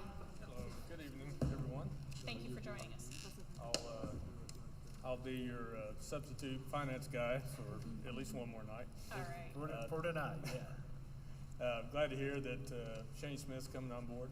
I know Shane. I think he'll do a great job for you. So. Good. Thank you. All right, so I'm just going to do a quick rundown on the cash balances for the month of April, ending April 30th. So we starting with the general fund. We began with 14.7 million with revenues of 1,152,000, expenditures of 2.2 million, and that left a ending balance of 13,704,000. In the special revenue fund, that's our grants fund, we started with a beginning balance of 580,000. Can I just? I don't have We've this got date in March. Okay. This is March. Yeah. We've got the March paper report in front of copies. us. Oh, okay. Got the wrong month there? Yep, no worries. We can Okay. pull it up on our. It's probably attached. Go ahead. Okay. Our special revenues fund began with $580,146 with revenues of $295,000, expenditures $457,000 with the ending balance of $418,626. District activity funds. I'm going to kind of give you some abbreviated numbers here. It began with $422,000, ending with $429,000. School activity funds, $394,000 as a beginning balance, ending with $431,000. Capital outlay began with $910,000. There were no activity in that fund, so it ended with the same balance. Building fund, $2.7 million, also no activity there, so ended with $2.7 million. The construction fund still carrying the negative balance due to the preliminary expenses for the new high school. The debt service fund had no activity. Food service began with $840,607, ending balance $942,683. What was that one? I'm sorry. The ending balance on food service? Food service $942,683. Is that what you got? Miss, No. Oh. Miss I think we have the Squires- wrong attachment. Miss Squire said that we received the largest reimbursement ever since she's Wow. been here for the month of April. So yeah, That very money. impressive as to the work they've done Absolutely. to be able to get everything taken care of for that reimbursement. Yeah, that 3 years ago, that fund stayed at $330,000 to $350,000. Okay, so to that have was a almost positive $1 million. handshake. Yeah. Okay, Yeah. good. All right, daycare operations started with $397,000, ended with $431,330. Community ed had no activity, but they have an ending balance of $32,469. So total funds together had a beginning balance of $20.4 million, revenues of $1.9 million, expenditures of $2.9 million, with an ending balance of $19,350,688. That's total cash balances for all funds. All right. I think the attachment that we have is also the Right. March of last year. Can we get just a copy of that at some point? Sure. I'm sure Yes, we'll get absolutely. that emailed. Okay. Yeah, it's wrong on here too. Okay. All right. I'll be back to see you to talk budget later, unless you have any questions. That sounds good. We'll talk to you at budget time. I have one quick Oh, sure. question. Normally, we do a motion in a second and then questions, but if it's okay, I'll ask real quick. On page 9 of the Munis report, I just wanted to verify the number listed for the contingency. The very last page of the Munis report. Talk about the monthly report. The Munis report that's attached. Page. 9. It has the contingency listed as $7,245,000. Right. Okay, thank you. I just wanted to make sure. Okay, thanks. Anything else? No, thank you. Is there a motion to approve the treasurer's report? So moved. There's a motion by Ms. Glass. Is there a second? I'll second. Second by Ms. McHale. All those in favor say aye. Aye. Opposed? Nay. The motion passes 4-1. The next item on the agenda is the opportunity for audience or public comment. And Mr. Chenoweth, I think you would like to weigh in on this matter. Do you have a microphone? Okay. For those who don't know, Mr. Chenoweth is the board attorney.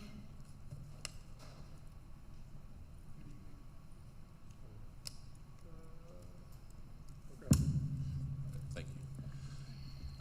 Obviously, quite a group of you are here to support Mr. Howell, and obviously your input on that is appreciated, and I'm not trying to quiet any of you about that, but I do want to share some information for the public and for those of you who are present.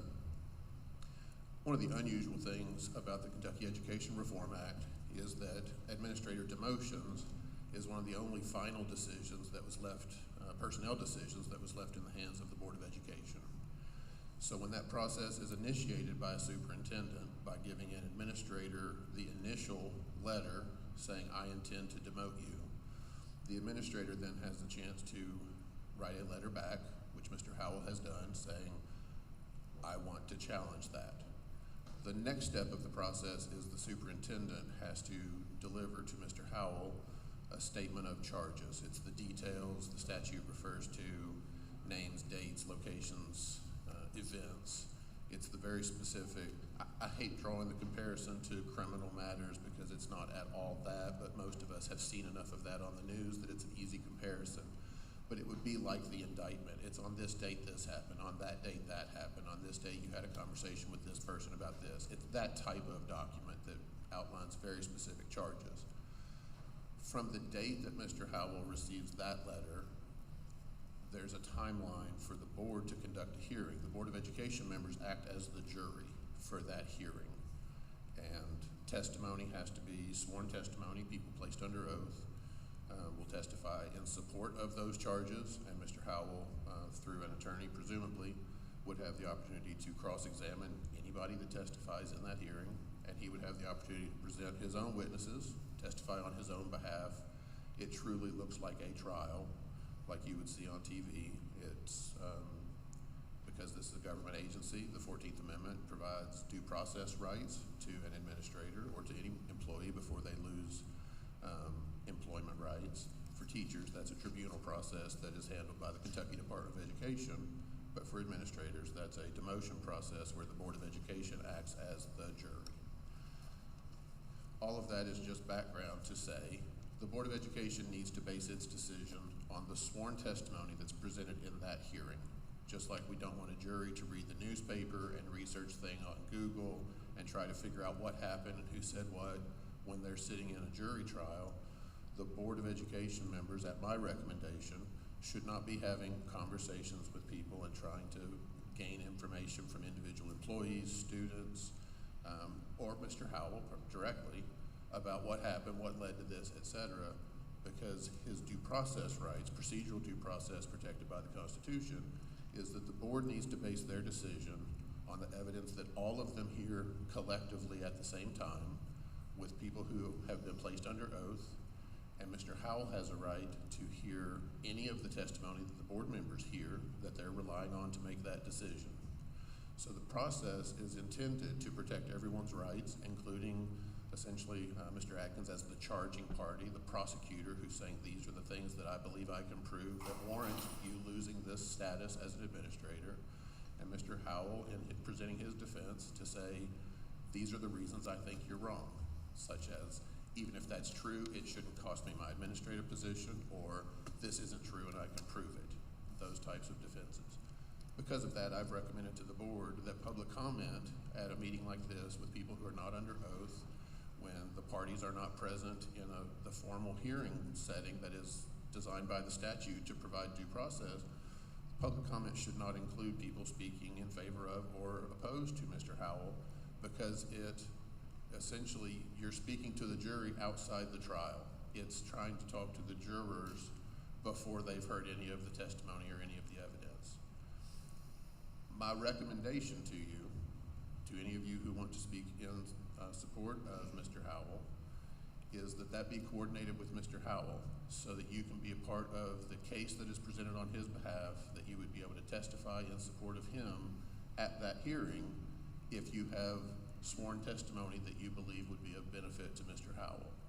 So that's my recommendation to the board, is that public comment 3 or 4 weeks before the hearing is held has the almost certainty to be perceived as tainting the board as the jury, as attempting to sway their opinion before they've heard the first word of evidence or testimony, before they've seen the first document in relation to the hearing.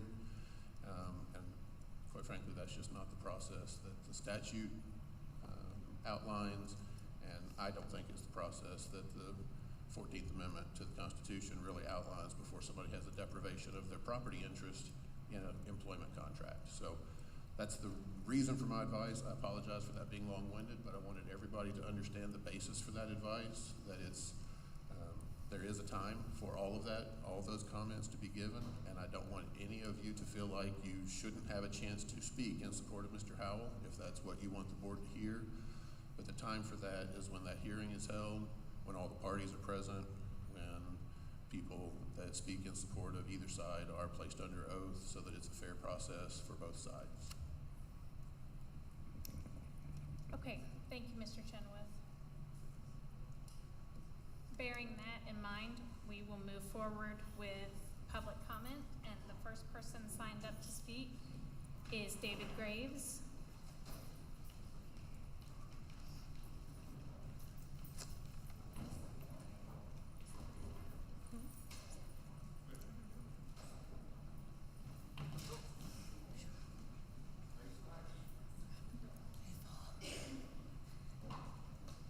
Okay, you all, my name's David Graves. I'm sure I know some of you all, and thank you.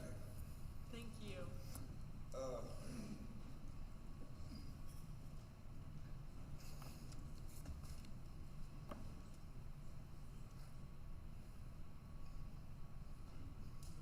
You ready to move? I'm here representing, I'm the president of WCEA/KEA in Woodford County. And I hear all kinds of stuff from teachers that I'm here to make you all aware of. As I'm sure I've probably called some of y'all, told you some things here and there.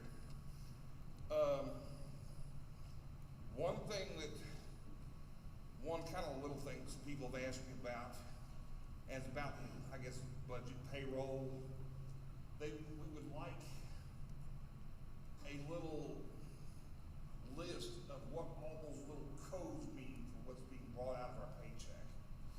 I know somebody told us that it was somewhere on KDE website, but I don't know if y'all are trying to get around KDE website, but it's a monster. Okay. I also want to thank you all for a rumor I've heard about a 2% raise. I want to thank you if that comes about. I just like around and say it's a rumor. That's what I'm hearing. Also, some teachers right now, both young, old. I consider myself one of the old ones now. I got 3/4 more years. They are very fearful of future raises. We've had very limited raises in the past, and we kind of saw it being brought about, what we thought was brought about through Simmons renovations, middle school being built, and on top of that, now we're going to have a new high school, and maybe a new high school is going to be added on to eventually, or fairly soon. At least that's kind of what the perception is. And they're very fearful about raises over the next 20, 30 years-ish. I know I would be if I was a young teacher. You all do know how many teachers we lose. And I'll be honest with you, I've heard a bunch of people already going to leave this year. I've heard of a bunch at the high school. Also, something I would like to ask you all about. I would like, I know you've all been hit by this, that dirty little word called inflation. I would also like to ask, maybe we have a cost of living raise along with that 2%. I've heard of some other school boards that are doing the cost of living thing, and I don't know about you all, but my truck, it took over $100 bill to fill up the other day, and that really depressed me. I really need some of that little help y'all were talking about a little while ago. It was a bad situation. How much time I got left? Well, we started the timer late. I'm sorry. No, it was my fault completely. Right now, 58 seconds. Okay, save that for whoever wants it. Can't do that. Oh, We're- I thought I'd pass it off. Thank you, I appreciate that. All right, thank you, Mr. Graves, appreciate your time. The next person signed up to speak is Hope Brown.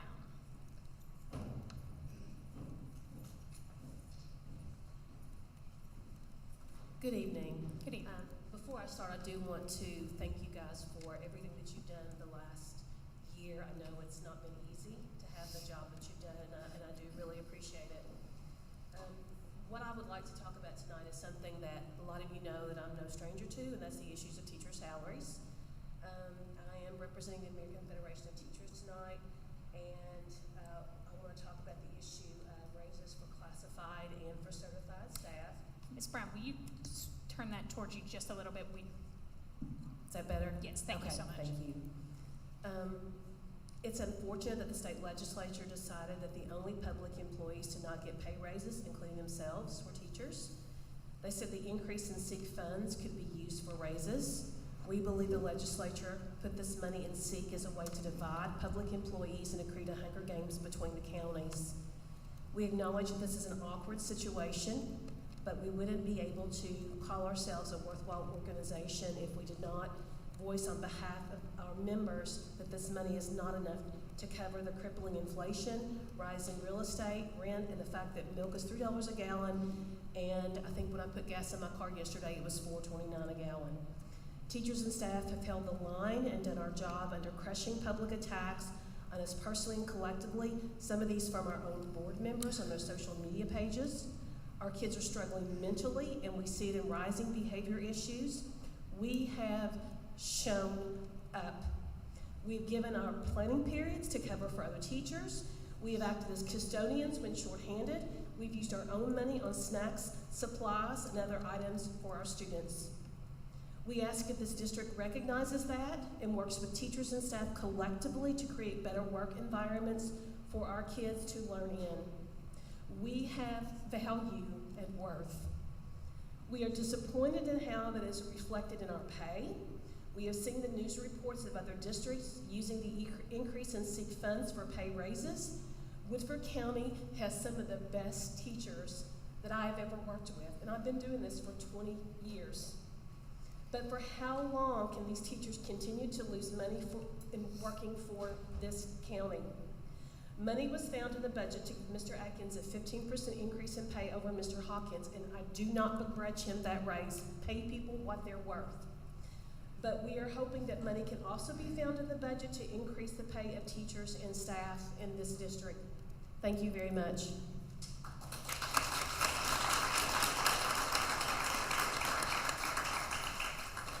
Thank you, Ms. Brown. The next person signed up to speak is Susan Strange.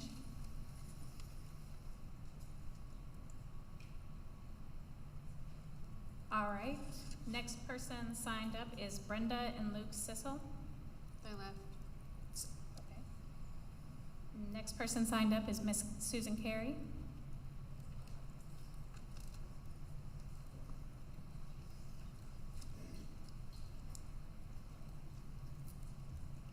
Thanks for the opportunity. Whoops. Is it working? Yep. Okay, good. Thanks for the opportunity to speak to you all tonight. My name is Susan Carey. I'm a longtime resident of Woodford County. I graduated from the high school in 1967. The building was only 3 years old then. And I'm a retired Woodford County high school teacher. In addition, my husband graduated from Versailles High School. My 4 kids graduated from the high school. I've got grandchildren there now. Suffice it to say, just like this lady right here, I have a vested interest in the high school and the success of the high school. It means a lot to me, and I want to see us prosper and be successful. I've already sent letters to the board members, and I'm not going to go over any of that tonight. Letters are private and can be discussed as such. But what I wanted to do tonight was to share some concerns that I'd heard from teacher friends, from students, and from other community members. And I'm going to change the topic around, thanks to Mr. Chenoweth, to talk about how we can look at this in a broader viewpoint. I heard a lot of words tonight, like team, communication, collaboration, the words that were up there for Huntertown, and all of those. But I would bet that it would be hard-pressed to hear a lot of positive words coming from staff members from the high school in the last month or so. I think they've been under stress. I think our students have been under stress with that as well. I was distressed to find out that all the drama that has happened during AP testing at the beginning of the school year that's been so successful, where kids should be celebrating right before prom. I feel like we've lost a viewpoint here, and the board maybe might want to revisit this, because this was one of the best things the board ever came up with, was the core values that's on our webpage. The idea of a partnership. That's the first word in the word pride, is partnership. Collaborating, common missions, caring relationships between students, family, staff, and the community. We need to be showing that at our board meetings, and we need to be showing that in our schools, and we need to be showing that with our leaders. and we need to be listening. Respect, having consideration for all, but having high expectations. We need that in our schools, and we've had that in the past. Integrity is the one I really want to hit, and that is have the courage to say things when you think they're right, having the courage to speak up and have yourself be listened to. I had too many teachers who said to me, I have tenure, but I can't really speak up. I'm not sure I'll be listened to. I'm afraid there'll be reprisals. So I don't know if I want to do that or not. Make decisions for the students. That's always been what Woodford County's been about, and I know it still is. But I think it's easy to lose sight of that under certain conditions. Ms. Carey, I'm sorry, yes, your I'm time all is done? up. Okay. Yes, thank you. Anyway, good luck to you all in what you've got coming.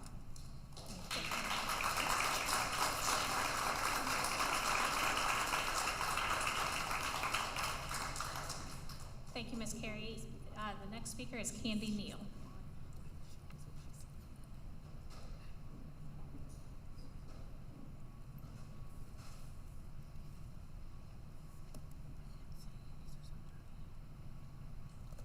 Thank you.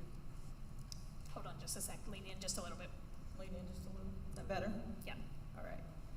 Flirting with possible major issues. This statement by Ken Arrington leaves me to wonder why the current high school roof is not on this month's agenda. This board has an enormous responsibility in front of you. Do you build a new high school at all costs to this district? Or do you maintain the facilities that you currently have? And more importantly, do you keep our children safe? As a governing body, you have chosen to restrict both general fund and capital outlay dollar to boost our bonding capacity to build a new high school. This decision to allocate as much cash as possible has come at a price. It leaves you unable and unwilling to properly maintain our current facilities. As the end of April, according to the Treasurer's report, this district has $7.2 million contingency fund, which is well above the 2% required by law or the 5% recommended by the KSBA. From a budgeting perspective, you can bond the project, you can use capital outlay dollars, or you can dip into your contingency fund. I want to thank the board for your transparency. By your actions, you have shown you do not want to move on this project as it will deter from your #1 goal, building a new high school. It doesn't matter what the experts like Mr. Arrington are saying.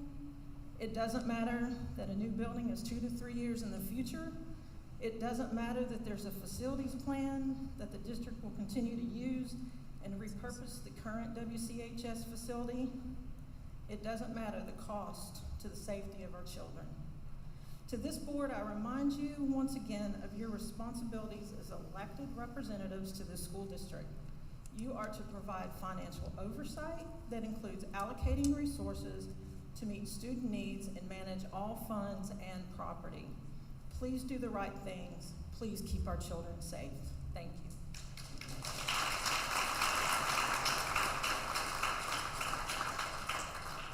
Okay, the next person signed up to speak is Michelle Nance.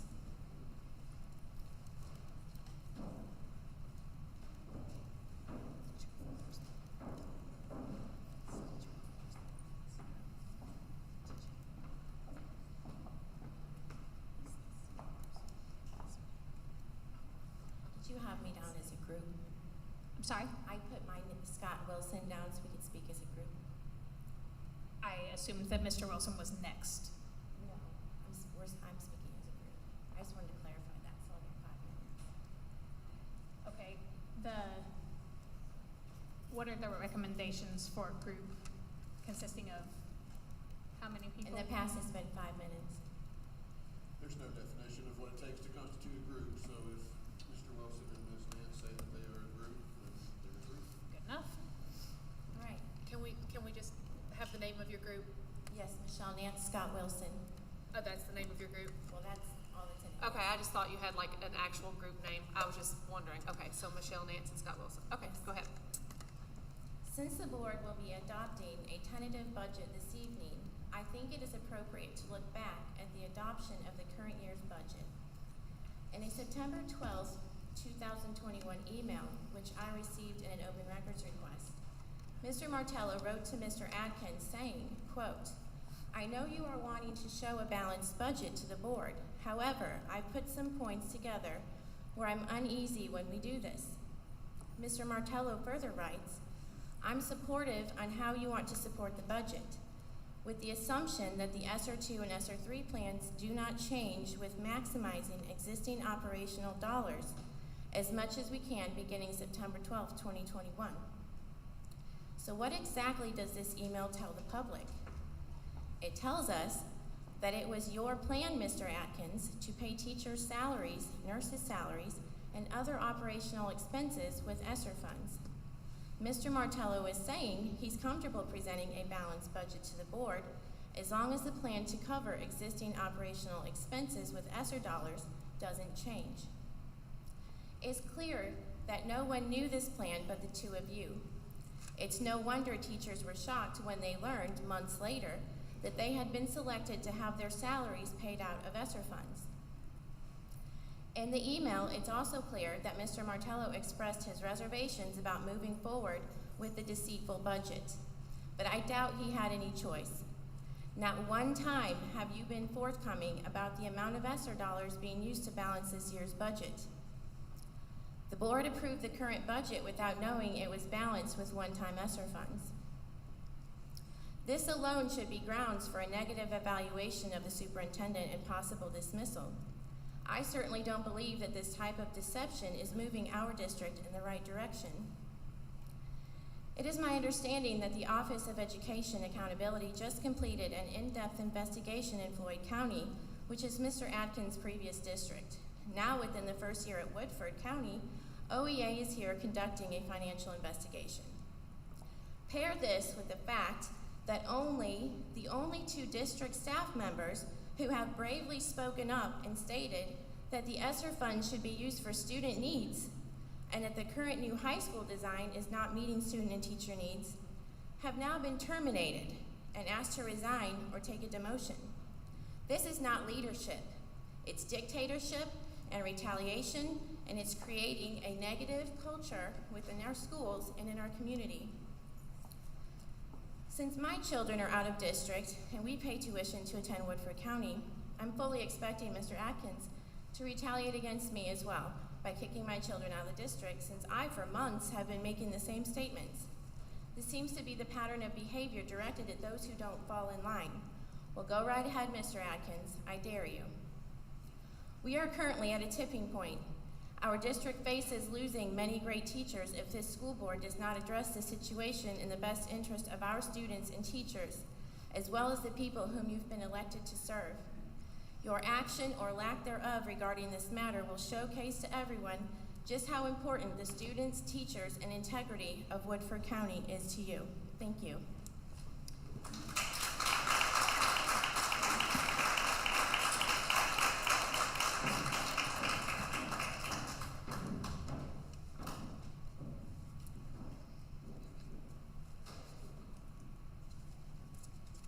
There's one more person signed up to speak tonight, and that is Dan Roof.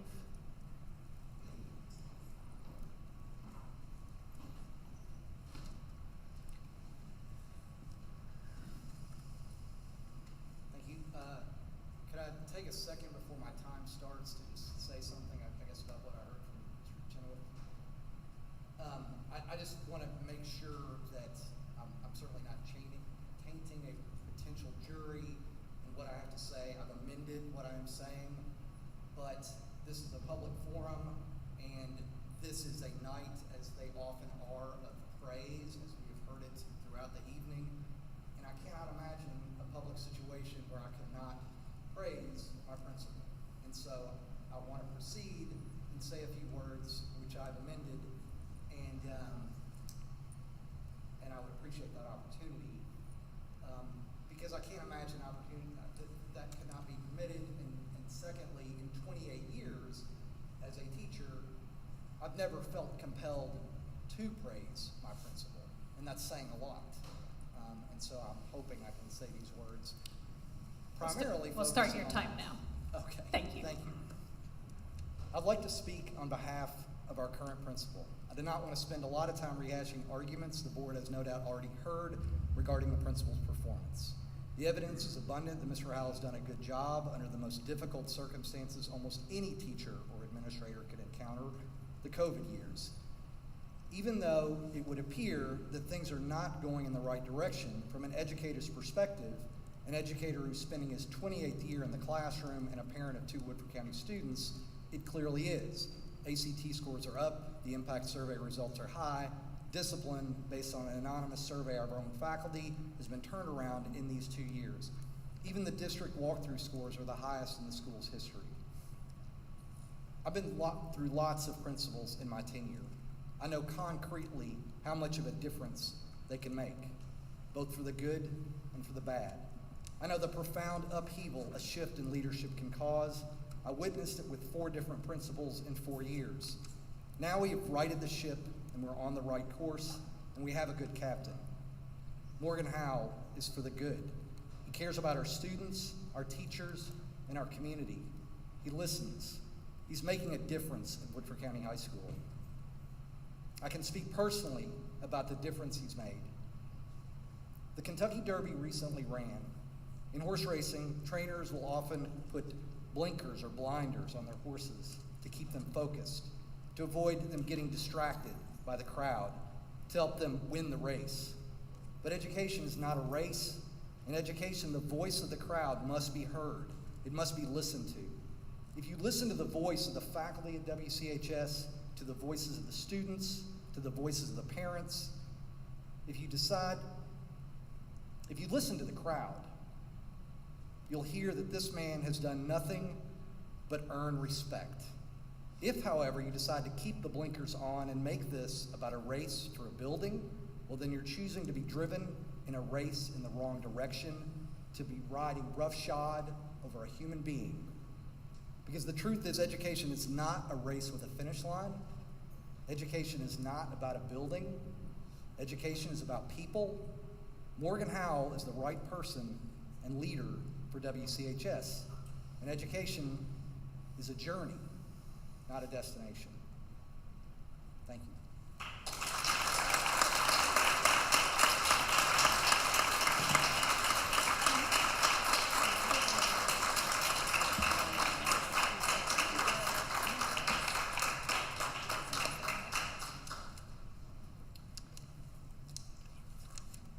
Sorry?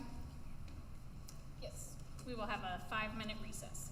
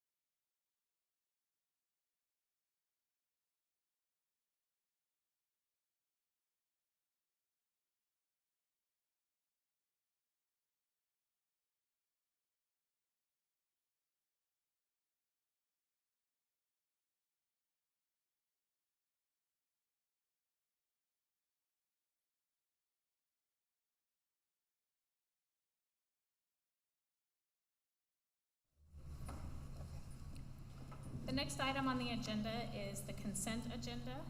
Is there a motion to approve the consent agenda? So moved. There's a motion by Ms. McHale. Is there a second? I'll second. Second by Ms. Glass. Is there any comment? Hearing none, all those in favor say aye. Aye. Aye. Opposed? The motion passes 5-0. Moving on to the regular agenda. Item A is to accept notification of personnel matters. Is there a motion to accept? So moved. There's a motion by Ms. Springate. Is there a second? Second. Second by Ms. Richardson? Yes? Any comment? All those in favor say aye. Aye. Opposed? The motion passes 5-0. Item B is to accept notification of payment of bills. Is there a motion to accept? So moved. There's a motion by Ms. Springate and a second by Ms. Glass. Ms. Glass. Is there any comment? All those in favor of accepting notification of payment of bills say aye. Aye. Opposed? The motion passes 5-0. Item C is to approve meeting minutes of the April 25th, 2022 board meeting. Is there a motion to approve? So moved. There's a motion by Ms. Springate. I will second. Any discussion? All those in favor say aye. Aye. Opposed? The motion passes 5-0. 4-0. You're allowed to vote if you want. Okay. Grant has weighed in on that. Okay. That's up to you. Oh, okay. Okay, then, yes. You vote in favor? Yes. Okay. The motion passes 5-0. Item D is to approve awarding of yearbook bids to Jostens. Is there a motion to approve? So moved. There's a motion by Ms. Springate. Is there a second? I'll second. There's a second by Ms. Glass. Is there any discussion? Hearing none, all those in favor say aye. Aye. Opposed? The motion passes 5-0. Item E is to approve the 2022-2023 salary schedules. Is there a motion to approve? So moved. There's a motion by Ms. McHale. Is there a second? Second. Second by Ms. Glass. Is there any discussion? I do have a couple of things. Just based on some of the public comments tonight, I think this would probably be the appropriate place. I had asked after our draft meeting in January that the superintendent and chair place on the agenda an item where we would be able to look over cost of living raises and different salary information for the staff for the next 5 years. So I'm asking that we place that on the agenda for next month so that we can see a written plan that goes over cost of living raises for the next 5 years and estimates on cost, and also certain percentage raises for those next 5 years, just so that we can have an idea of the cost of that and be able to prepare and plan for that. And the second thing is, I would just ask that a list of the codes be provided to all faculty and staff, like one of the speakers asked for. Yeah, that I have on my list of to-do things as well. I think also, in case anyone were to leave, that raises will also be discussed during the budget presentation. Is there any further discussion? Hearing none, all those in favor of approving the 2022-2023 salary schedules say aye. Aye. Opposed? The motion passes 5-0. The next item on the agenda is to approve the 2022-2023 tentative budget. So if you would mind coming back up and talking to us a little bit about that, please. Thank you.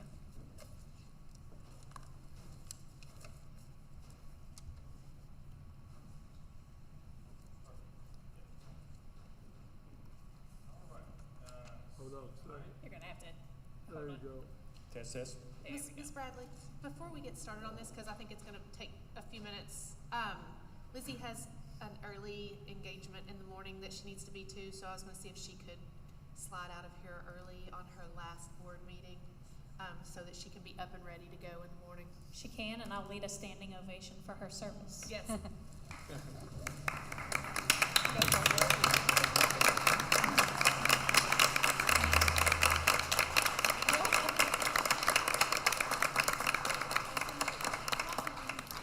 Thank you, guys. We'll see you at graduation. See you at graduation. Yes. Thank you guys for everything. You guys have been great. And go Big E. Yes. Bye, Lizzie. You did all right by me. So, good luck to you. All right, so tonight we're presenting the FY23 tentative budget for your approval.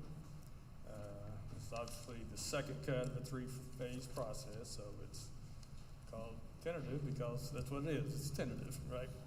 Not set in stone yet, and obviously you'll have a few months to build up to the final working budget and have some additional information to make those types of decisions regarding property taxes and just other things that may or may not change in the next few months. So you have in your board packet there the tentative budget in the state required format, which is several pages, and I'm not going to go through each page, I promise you. But it is rolled up, there's a lot of detail there, but it's rolled up at the function level, which is instruction, administration, transportation, and so on. And then under that, object codes, such as salaries and benefits and supplies and services. But I'm going to touch on the key items that will impact both the revenue and expense side, and we can have a discussion from there if that's okay, and address any questions that you have. So on the revenue side. Real quick before you get started, if you could, as you go through it, kind of share some of the assumptions that you built in the process, that'd be great. On the revenue side, in the general fund at least, there's not a lot of revenue sources, at least revenue sources that change significantly from year to year. The ones that we do anticipate increases in is obviously SEEK of about $650,000, property taxes, primarily based on just the increase in the assessments in Woodford County. Flat rate for the year? That's what we're anticipating right now. Is that right? What's projected with this one, yes, is the flat rate. And then we're also anticipating an increase in on-behalf payments, and then just some slight increases that in maybe some of the other line items. But those are the big ticket items that we anticipate increasing. We're anticipating new general fund revenue of $1.4 million, which is about a 3% increase in revenue from the current year budgeted revenues. Do you have the numbers with the other tax rates as well, or could we get those as a follow-up? Yeah, we can get those. We can get those. I don't think we did a projection with that. We just at this point wanted to keep it flat for that purpose, to give you guys an opportunity. We will get that information to you. Yep. Okay, thank you.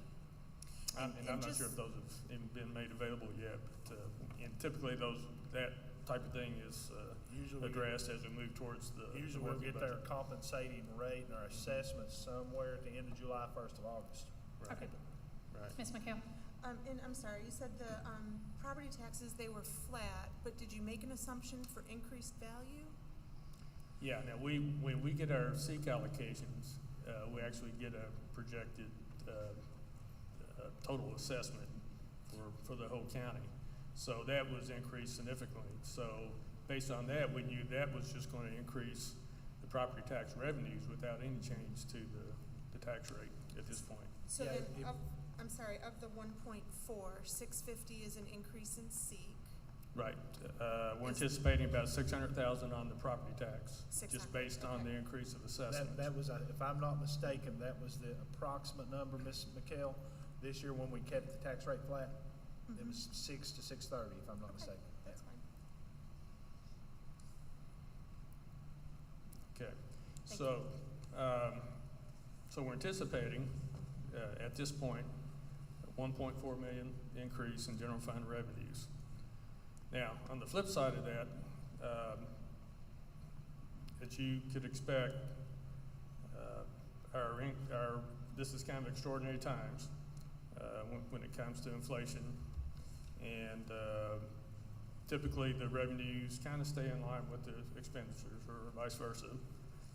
So we anticipate pretty significant increase in the non-salary benefit expenditure side. So we're looking at more of a 7% increase across the board. So things that would include utilities.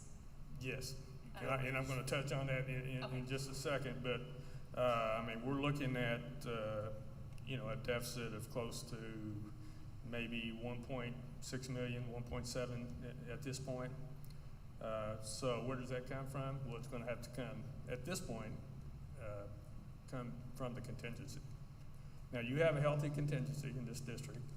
At this point, this year you're carrying a 13.8% contingency. If those numbers hold up, you're looking at reducing that contingency to about 10.5%, which is still a healthy contingency.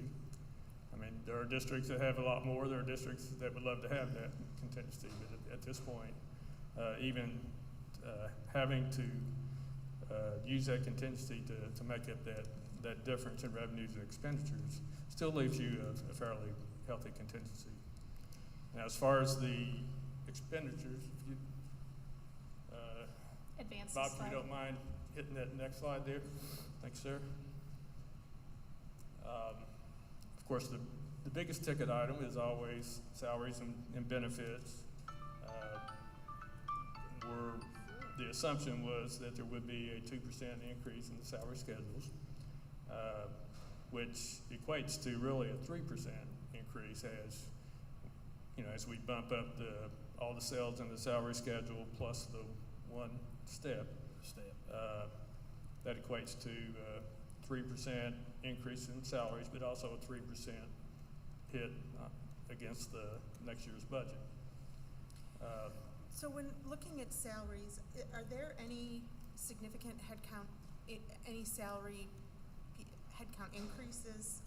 And maybe I'm looking at this wrong, but if I look at the general fund on the very first 1,000 instructions, year over year we're looking at $1.8 million increase in salaries, and that's over 10% of this year. So there's got to be something else driving that, right? Well, there is, and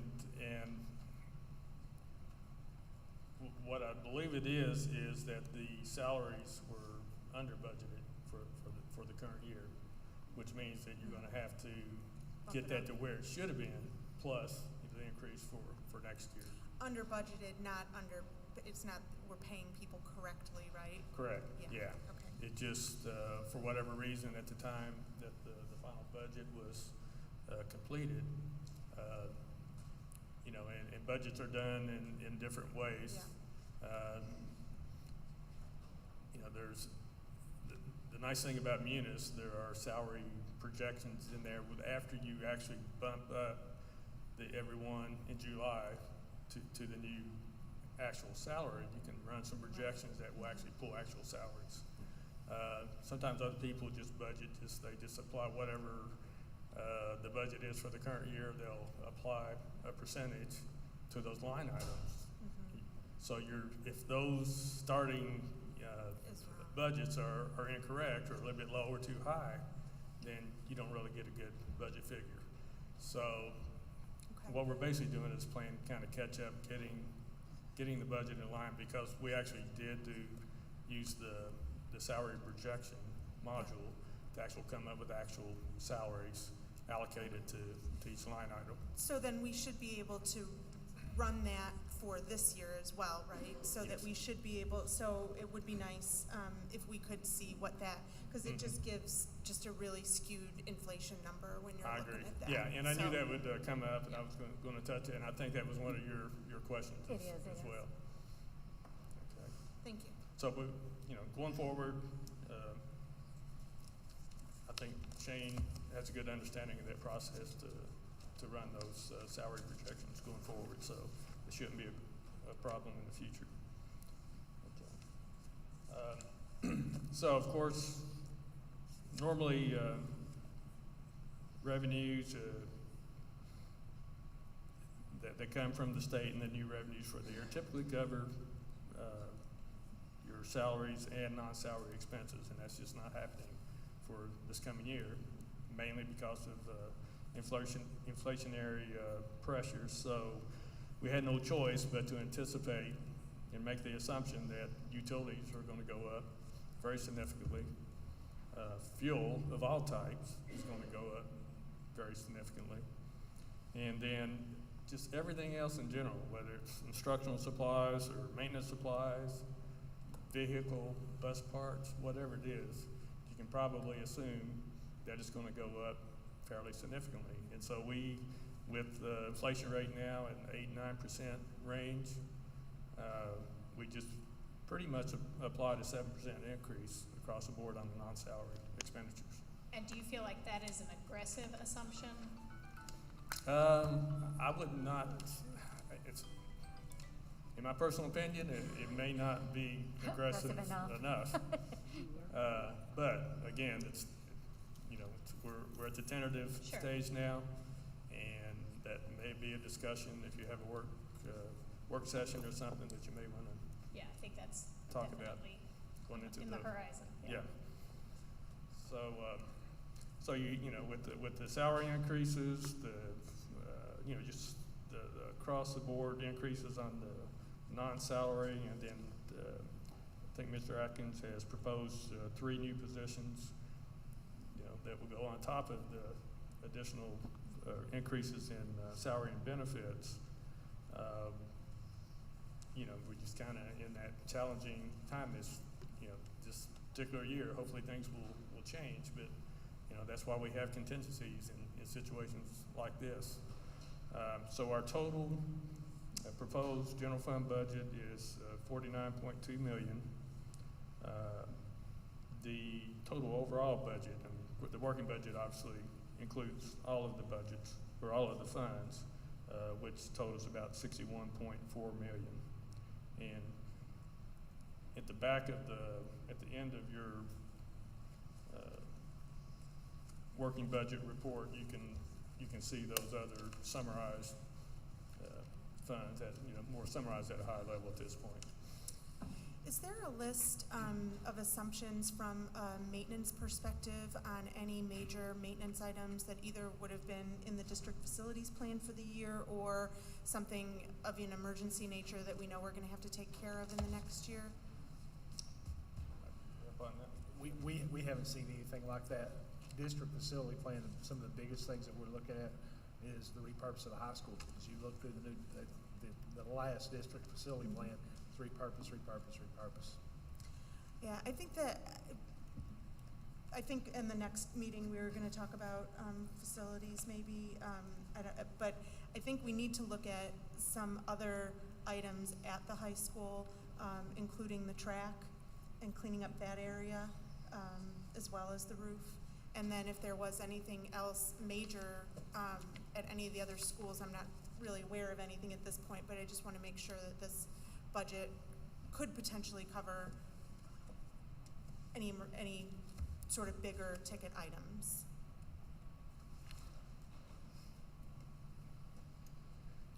All right.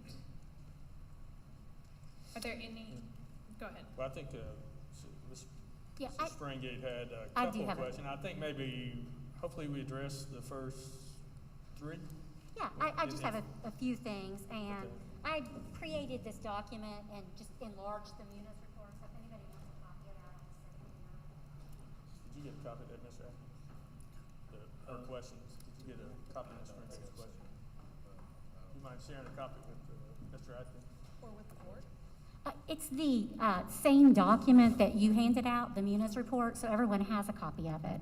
And what I did was handed it out in January, where I had just changed it and made it a little bit larger so I could read it. So everyone has a copy up here.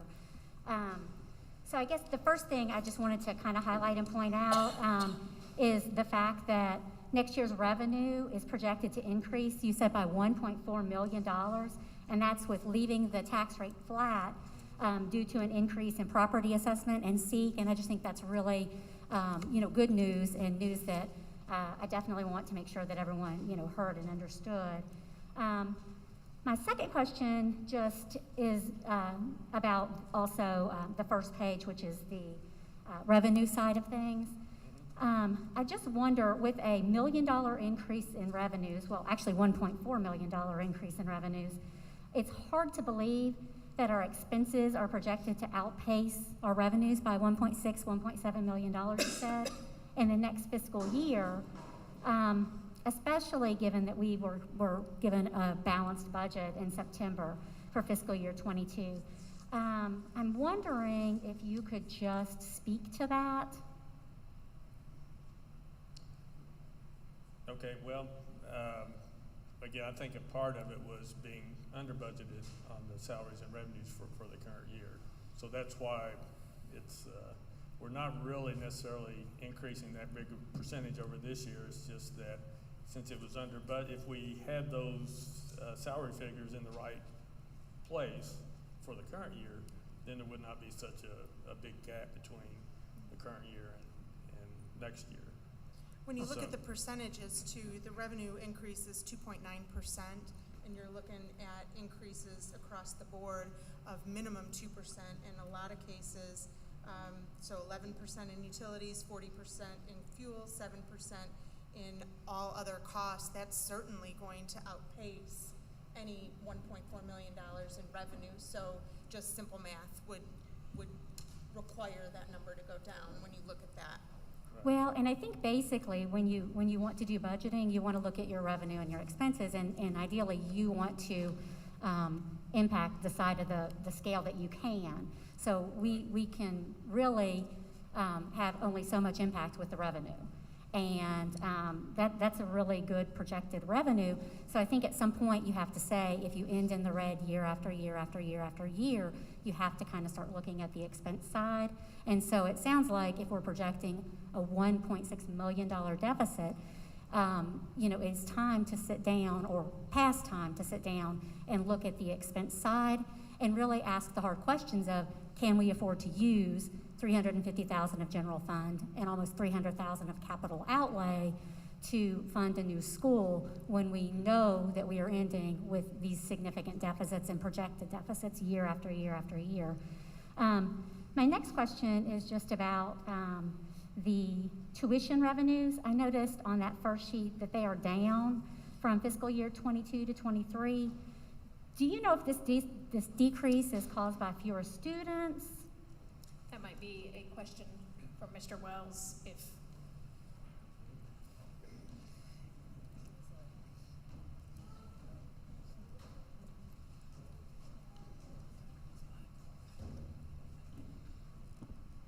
Ms. Springate, can you share with me the total decrease? It looks like it was $53,000 for fiscal year 22, and it's down to $27,000 projected for this tentative budget. So it's a significant decrease. What line item is that on? It's called tuition. First page, bottom. Sorry. Bottom of the first page. You see it there? Yes. Are you anticipating some changes in the tuition program? Is there? Well, there'll be some legislative changes and that will be in our policy updates, hopefully in June. I don't think it's going to be anything. If anything, it's probably going to be more friendly to those that apply for tuition. And I apologize, I don't have the actual numbers of students that we had this year as compared to last year. That does seem like a pretty big difference, so I understand why you'd ask the question. But as far as for next year, again, I think the application process will really be more friendly to families outside the district. Okay. Well, I appreciate that information. I just wasn't sure. It seemed like kind of a big drop, so thank you for that information. That is, I don't typically keep up with the cost of the tuition students. I know that's done on the finance side. Just off the top of my head, I don't remember a big difference in the number. I mean, it may have gone down a little bit, but certainly I can look into that number and give you some more specific numbers. Thank you. Thank you. I appreciate that. And then unfortunately, we don't have the current year numbers. We've got the last year actuals. It'd be nice to have the current year actuals, and maybe that's And the difference what between it was just last year actuals and the budget is less than the. Yeah. They're pretty close. So the last question is just about transportation revenue. I noticed that that's also down slightly, and I wondered if Woodford received any additional transportation funding this year in the latest state budget.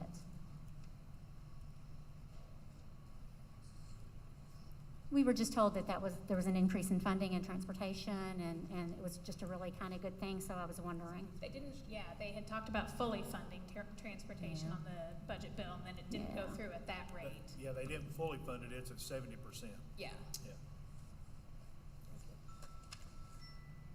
And so since it's being funded at a higher percent, I just was curious Yes. as to why the revenue was actually lower.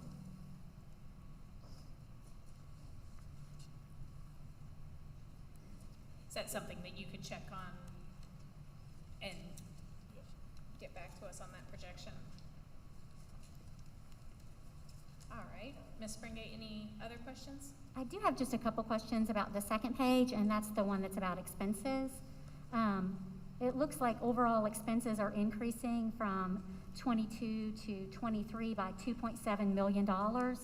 And again, I just think that's an alarming increase and something that we should really have our eyes on. And that's from last year's projected budget. And really, if you look at the overall trend, if you look at 21 actual to the 22 working to the 23 tentative, really you just looked at an increase of $400,000 from 21 to 22, and now we're projecting an increase of $2.7 million. So I just wanted to see if you could just kind of explain some of that. So the first question is about the instruction line, and that's the top line. It looks like on that one, the instruction budget is increasing by $2.2 million. And I do understand that we are going to be talking about a 2% raise, and I know that we have the step increments. But really, that shouldn't be any, it should be around $500,000. Could you explain this $2.2 million increase in the instruction budget? Well, I mean, as you'll notice there, just the salaries and the employee benefits alone, I know it seems like a lot, it's a big increase of close to about 1.9 million. And that piece of it there, that's the under instruction, that's where most of your higher salaries and benefits are. And I think that's where where we have the discrepancy in the current year budgeting. So that's, we had to, get it back in line to where it should have been. And so it appears that you're increasing it way more than what you're actually doing. And that's why you said already that you're gonna rerun these numbers with the current year actuals so that it can be a better base. Yeah. So, and then the rest of it is just, as we talked about, the total across the board increases on the non-salary expenses are way above normal in what you would normally do from one year to the next. Because we've never had inflation like this since, late 70s or early 80s. So, it's kind of just extraordinary times for school systems and businesses and everyone else. And I don't know how else to explain it. That's just kind of where we're at right now in these inflationary times. Okay. I guess I just find it concerning that we under budgeted for salary by $1.9 million for this year. Well, no, I mean, that's part of it, and some of it is just the raises too, the 3% raises in addition to that. But it's a $2.2 million difference, and the raises we think are probably around $500,000. Let's see. The raises were about a little over $700,000. Okay. So I guess my next question has to do with what you just said. Does the projected expense total of $30.7 million this fiscal year encompass all general fund expenses? I'm sorry, can you repeat that? Does the expected expense total of $30.7 million for this fiscal year encompass all general fund expenses?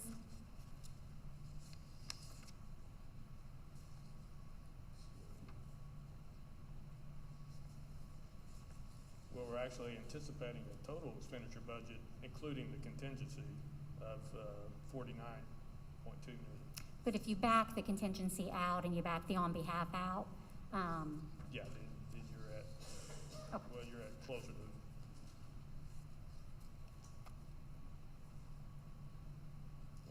well, the on behalf that's a revenue. So if you back out the contingency, then you're at,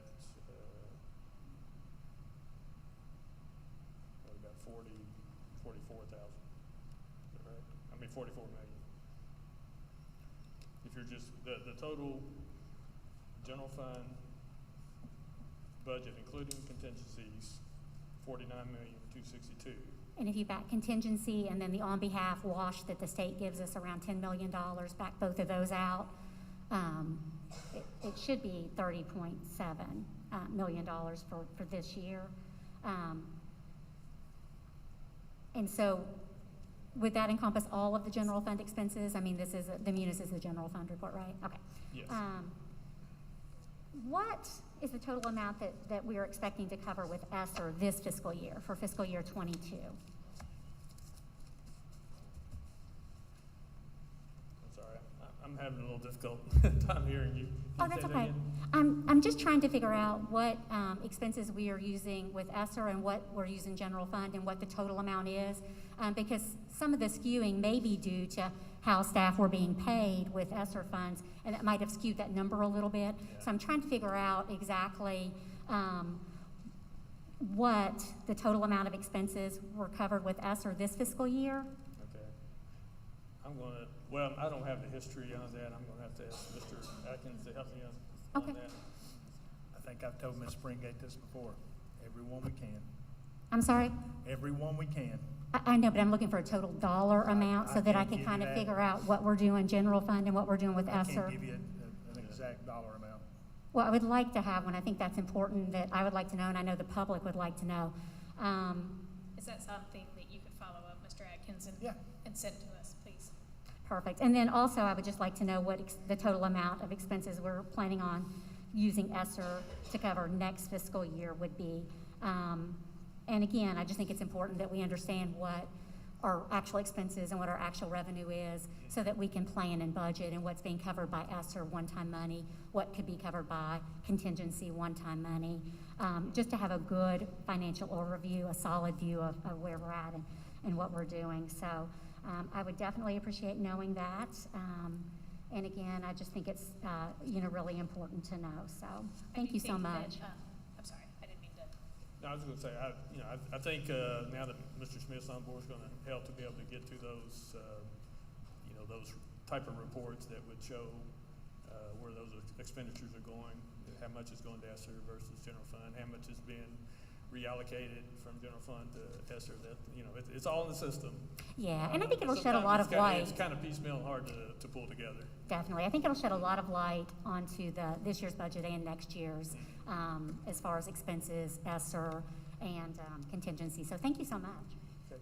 And I would say on that, I would anticipate that once Mr. Smith has had a chance to get into the district and kind of get his feet under him, I would anticipate that we have another budget work session with him to go over these things in detail. Yep. I definitely agree that we need to hammer out and make sure that we are prepared for every eventuality.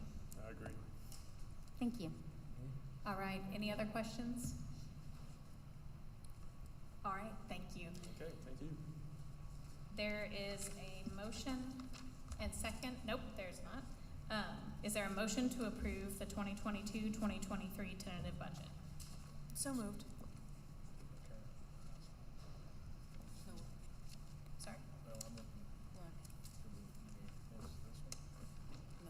No, it's next. There's a motion. Is there a second? Second. Second. A motion by Ms. McHale and a second by Ms. Richardson. Is there any further discussion? All right. All those in favor of approving the 2022-2023 tentative budget, say aye. Aye. Opposed? Nay. The motion passes 4-1. I'm sorry, I misheard you. That's okay. What you were talking about. No worries. Yes. All right, the next item is item G, and that is the current Woodford County High School facility. Ms. Springate had requested that we put the roof item on, and that was actually how it was listed on the agenda, and then another board member, Ms. Richardson, reached out and asked if we could discuss and have possible action on the entire project, so we amended the agenda item to just be current WCHS facility, which obviously also includes the roof. So I think action items may come from the discussion on this. So Ms. Springate, since your initial request was to add this, if you want to go ahead. Yes, I would like to make a motion that we replace the current high school roof. There's a motion. Okay, there's a motion to replace the current high school roof. Is there a second?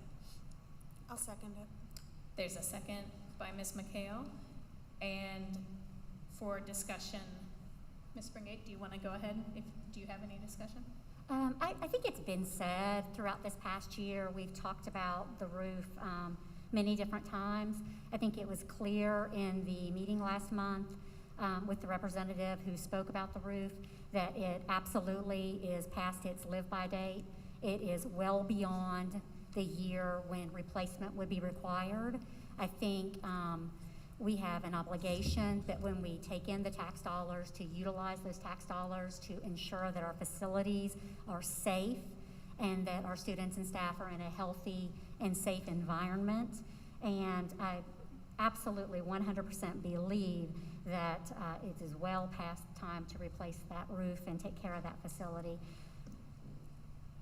I would just like to say that the people that I've talked to have pretty much said that, you know, the roof is, that they wouldn't even touch repairing that entire roof. But I'd also like to point out that in the last 4 years, Ms. Springate has repeated over and over and over and over and hammered us on spending contingency fund money on repairs on buildings, facilities, that we should never use that money for that. That money is, Ms. Springate, I'm speaking.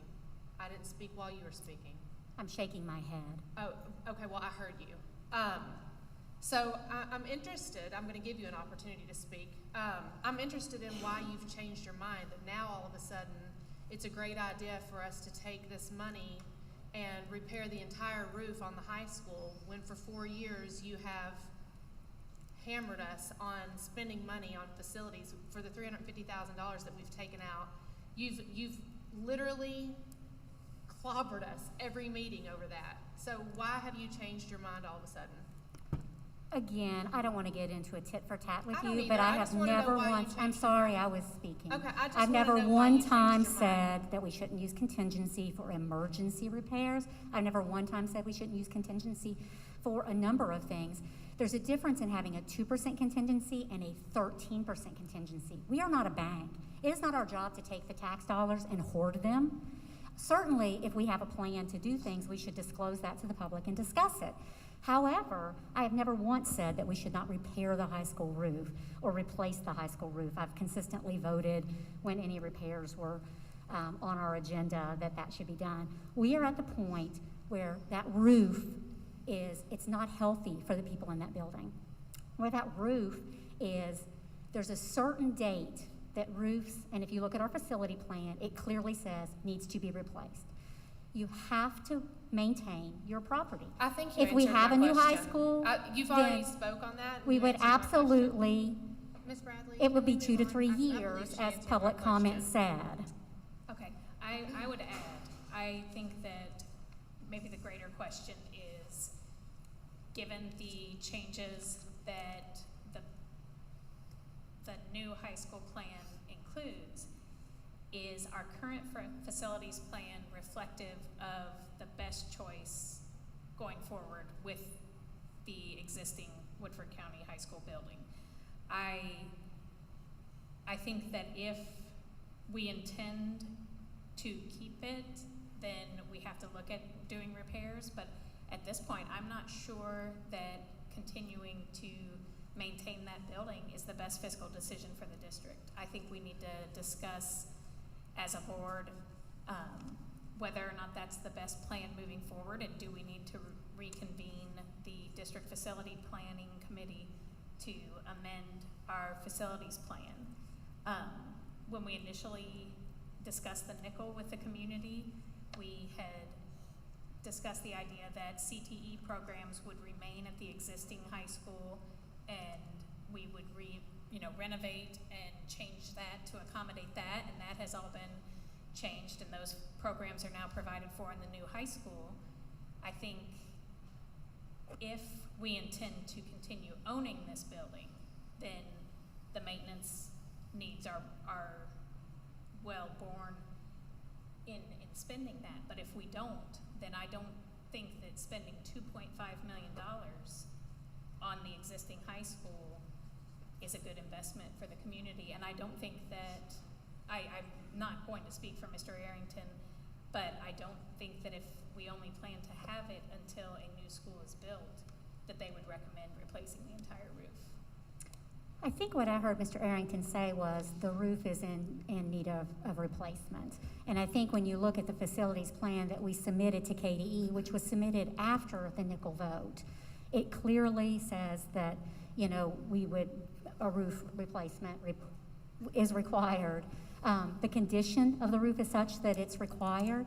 I think also if you look at building a high school 2 to 3 years down the road, optimistically, then you have children and students in a building, and it's our duty to ensure that it's safe and healthy.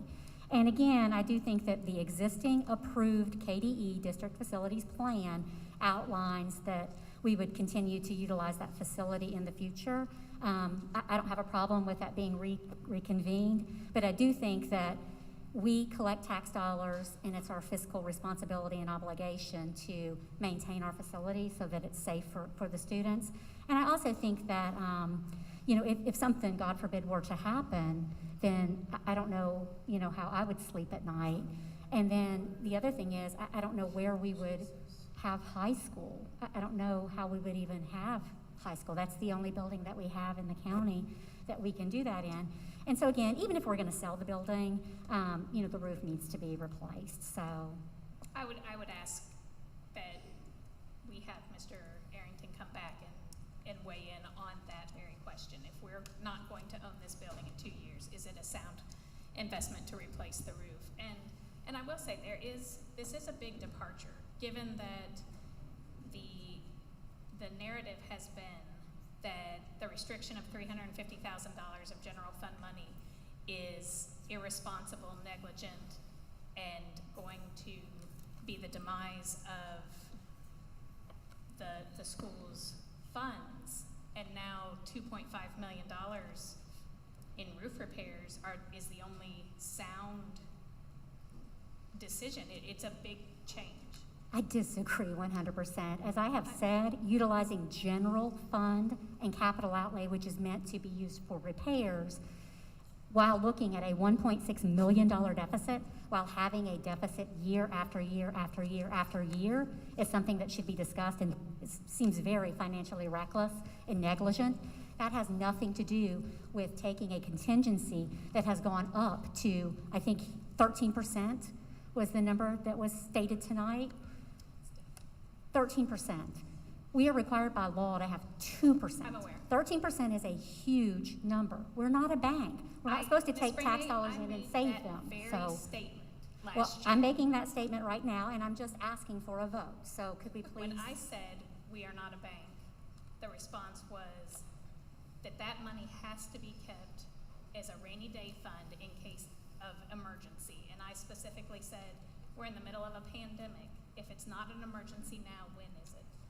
I'm just saying, I understand your points, and I've listened to those, and we're obviously at a point of disagreement on this, and that's fine. Boards are allowed to disagree. If there's no further comment, we will have a vote. Thank you. So I just have a question. So if, can we add this to the agenda again for next month? Yes. If it's voted no, that we do some work, understand, have Mr. Arrington back. I think we do need to, this is not just a roof question in my mind when we talk about the high school as it sits today and what we're going to be using it for even over the next couple of years. I think that we need to have a broader discussion I don't want to come back every single time something comes up. I think we know right now that there are several things that we should be talking about. Let's talk about them at once, make a plan, understand what the facility is going to be used for going forward, and move on from there, is my comment. I agree, Yes. and I think we need to be able to gather more information about the value of the current building, and have those facts at hand to discuss this. So yes, the answer is yes. We can absolutely Okay. have this on the agenda again. Okay. So but then we my do need to vote Yeah. tonight because there Yeah. is a motion and a second. So my comment would be, I do believe we need a new roof. I believe that there's some other things to be done as well. But I do think that there is the question of how long, what that building's gonna be used for in the future. So my vote tonight would not be necessarily a permanent no, I guess. Okay. So then the motion, can you read it back to me? Motion to replace the current high school roof. Okay. There's a motion to replace the current high school roof with a motion and a second. All those in favor say aye. Aye. Opposed? Nay. Nay. And I'll ask now if we can add that to the agenda again? Absolutely. Okay, thank you.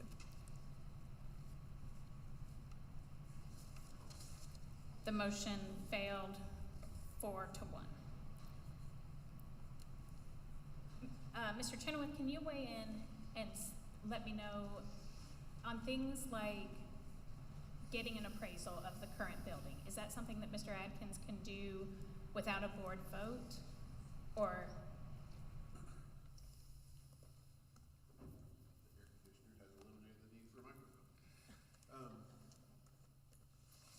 Since the disposal of that building is not currently slated on your facility plan, I think the board should authorize that if you want to have that information to discuss whether to amend the facility plan. If disposal was already on the facility plan, then that's a natural step that would be within his authority. But if that's information the board wants gathered before further discussion, I would recommend you go ahead and vote to authorize that information be obtained. okay, then I move that we authorize Mr. Adkins to gather that information for the board to be able to discuss at next month's meeting. Is there a second? I'll second that. Any discussion? All those in favor say aye. Aye. Opposed? The motion passes 5-0. The next item on the agenda is student insurance. Mr. Adkins, do you want to take us through that? Yes, I actually have Mr. Roberts. He was going to speak to us. This is a company that we are currently doing business with. We just opt at this point for it to be elective. This would actually make it available. We would be purchasing for every student in the district. So you go ahead and explain, Mr. Roberts, everything that this would entail, please. Good afternoon. I've learned to be a little bit closer to the mic. My name is John Roberts. I work with Roberts Insurance in Richmond, Kentucky. It's a family business, and we work with over 150 school districts in Kentucky providing student accident insurance. The way student accident policy works is if there were to be an accident for any Woodford County student in a school-sponsored or school-supervised activity, we would pay medical bills.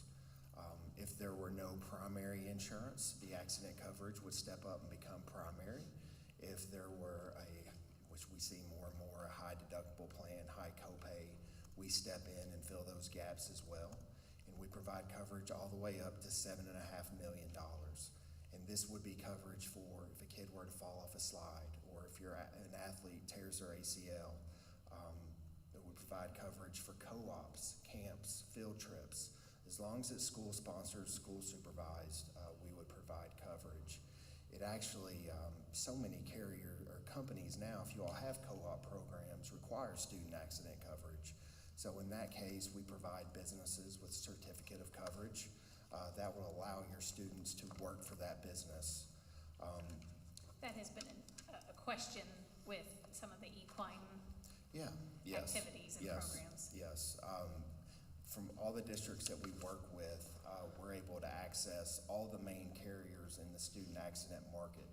So with that, we went to 7 different insurance companies to get a quote for your student accident coverage. And I don't know if you all have those figures, but I have packets for you. If you have those figures. Oh, yeah, I think I we'll have, be happy you to- can go ahead and I hand have a those out, but I packet. think we Yeah, did yeah. have Thank you. the Appreciate piece that.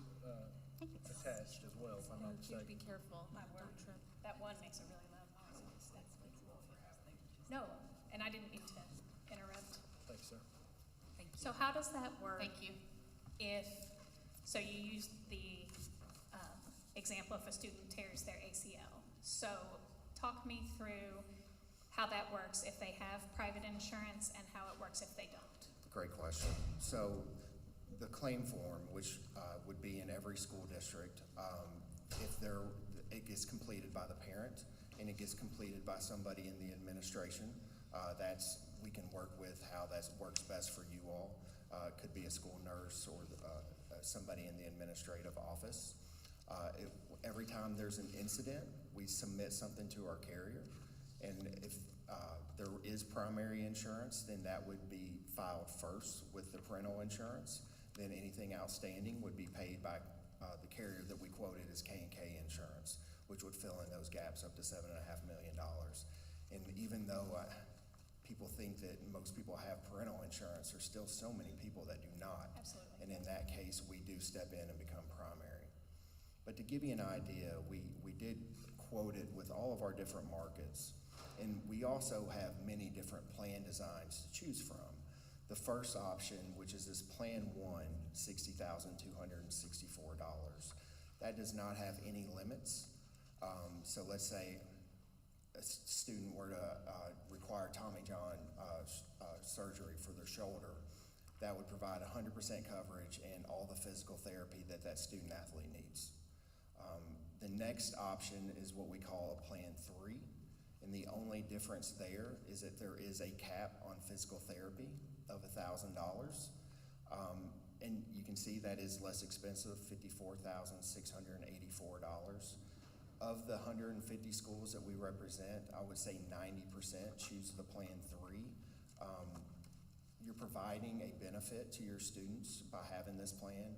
Most people have a cap on physical therapy. I've had 3 back surgeries in the past year and a half. My physical therapy was capped at 10 visits, which is about $1,000. Yeah. So to give you an idea, that would be $54,684. And then the prices down below, that's just schedules more and more. So if you do a Plan 4 scheduled benefit, instead of paying 100% for surgery, you're gonna pay $5,000. So that's the reason why it's much less expensive. But again, most of our school districts have the Plan 3, the $54,684. And when we did go to our 7 different carriers, that was the best price that we have. How cumbersome is it, in your experience, for families to file claims and have them processed? Great question. That's the reason why we use K&K Insurance. We know everybody at K&K. My dad's been working with K&K for 40 plus years. They're great. They know that it's the worst day their parents are dealing with and when their kids are injured. So their automation system's amazing. The people that are handling claims are great. Ernestine's a good friend of ours. And they have 3 other people that would handle Woodford County's business. As well as in our office, we have 4 people on our team that just work with parents on a day-to-day basis, just helping them with their claims. Usually it's not cumbersome as far as the K&K portion or the student accident part. It's getting bills from hospitals in general, especially with COVID. Things are a little bit slower, but that's what we're here for, is to help the parents walk them through the process and navigate them through that situation. But usually the turnaround time's a day, 2 days before when we start receiving a bill, before a claimant bill goes out to be paid. And when you've had new schools added, Yes. how do you educate parents about this being provided? Is that something that your company does, or is that burden on the district? Yeah, no, it's not on the district. We can always put something on the website. That's what a lot of our districts do, as far as how to file a claim. Then we have tips that show parents the best way to handle claims. and that can be provided. It works different. We always ask, what's the best communication source that you have with our schools, and then or with your schools, and parents, and then we piggyback off that, and then we provide all the tips and get that out to the parents. And then anytime there's an incident, we have on the form, it breaks out in great detail exactly how to file that claim. Okay, and I'm sorry, I don't mean to grill you. Oh, no, it's great questions. But how do you overcome language barriers, and for some of our students that don't have a permanent residence, that we can always count on reaching them there? Is there... Everybody at K&K is bilingual that would be working with your student accident account. That's something in Kentucky that we have to have. Okay. So we work with the school district, find out the best way to communicate, have that person at K&K communicate with the parents, and go from there. But yes, everybody at K&K that would be handling your claims is bilingual. And on Plan 1, is there a cap on the number of claims that a student can file? Each individual we actually have a case right now where we've had 2 claims that go into 30 to 40,000, 2 ACL tears. There's not. Each accident, you have up to $7.5 million. So for the right tear of his ACL, he had $7.5 million. When he tore his left, it would go up to $7.5 million too. Which you think, okay, how could a claim become that big? Well, an infection case, a quadriplegic case, that's why we put a $7.5 million limit on there. Okay. Does anyone else have any questions? I think that we could, we have folks at every school that file accident reports. And through training with those folks, they can make parents aware that, hey, this is available. Yes, and we can work with those people as well. You'll probably have something similar for your general liability coverage. Yeah. So we just work with them, educate to where there's a student accident form that we can piggyback off of as well. And it is physical injury only, correct? Accident, yes. There's no wellness coverage or sickness coverage. What triggers is an accident, correct. And so, in the past, is this something we've just allowed families to sign up for and pay for themselves? And We offer a voluntary portion, which would be offered in addition. The voluntary coverage is 24-hour coverage. That's what the parents can purchase. A lot of parents would choose that option if they're in between jobs or if they don't have any parental insurance at the time. We provide that. That's what you all are doing currently. It provides very limited accident coverage. It's probably when I was growing up, it's what they passed out in homeroom. That's what you all are providing now, that voluntary coverage. And it provides, but we would continue to offer that in addition to this. Do you know, Mr. Adkins or Mr. Wells, do you know how many of our families elect that coverage? He probably does because he's the one that does. He has the sorry. Yes, we have it now, and I checked that Okay, before I'm it sorry. left. I believe there was 3 people that did the voluntary. Yeah, very small number do the voluntary coverage. and so the cost on this, the top one is? $60,264. I did include a quote for athletes only. A few of our districts would just insure the athletic portion. What we see is actually 20. It's not. You would think that's a bigger number, but we see as many recess and PE claims as we do athletic claims. Well, all of our elementary students are going to fall into the, yeah. Especially this time of year, kids are ready to get out of school and they're just a little bit more rambunctious. So we see these claims go up towards the end of the year. It's not the teacher's fault, it's just kids are ready to get out of school and they're pretty hyper. I know my 3 kids are pretty hyper right now.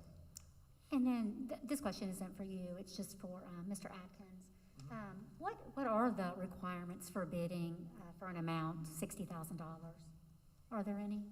The requirements for bidding. Does that have to be bid, I guess? It would have to be bid, but actually when we put out the bid for the insurance carrier, I guess you would say. Request for qualifications. They were the only ones that put in a bid for this. And then you said you Every year we'll take your account to the market and where we work with so many different schools, we do have access to carriers that other agents cannot access. So that's the reason why we're able to get so many quotes. And so in years coming forward, I'll show this is AIG's quote, this is Liberty Mutual's quote, this is Zurich's quote. We'll be able to provide all those options. Being the first year, I just wanted to show the very best price. The other prices were between $80,000 and $90,000. So the fact that we did have a price for $60,000 or $54,000 for the Plan 3, very aggressive.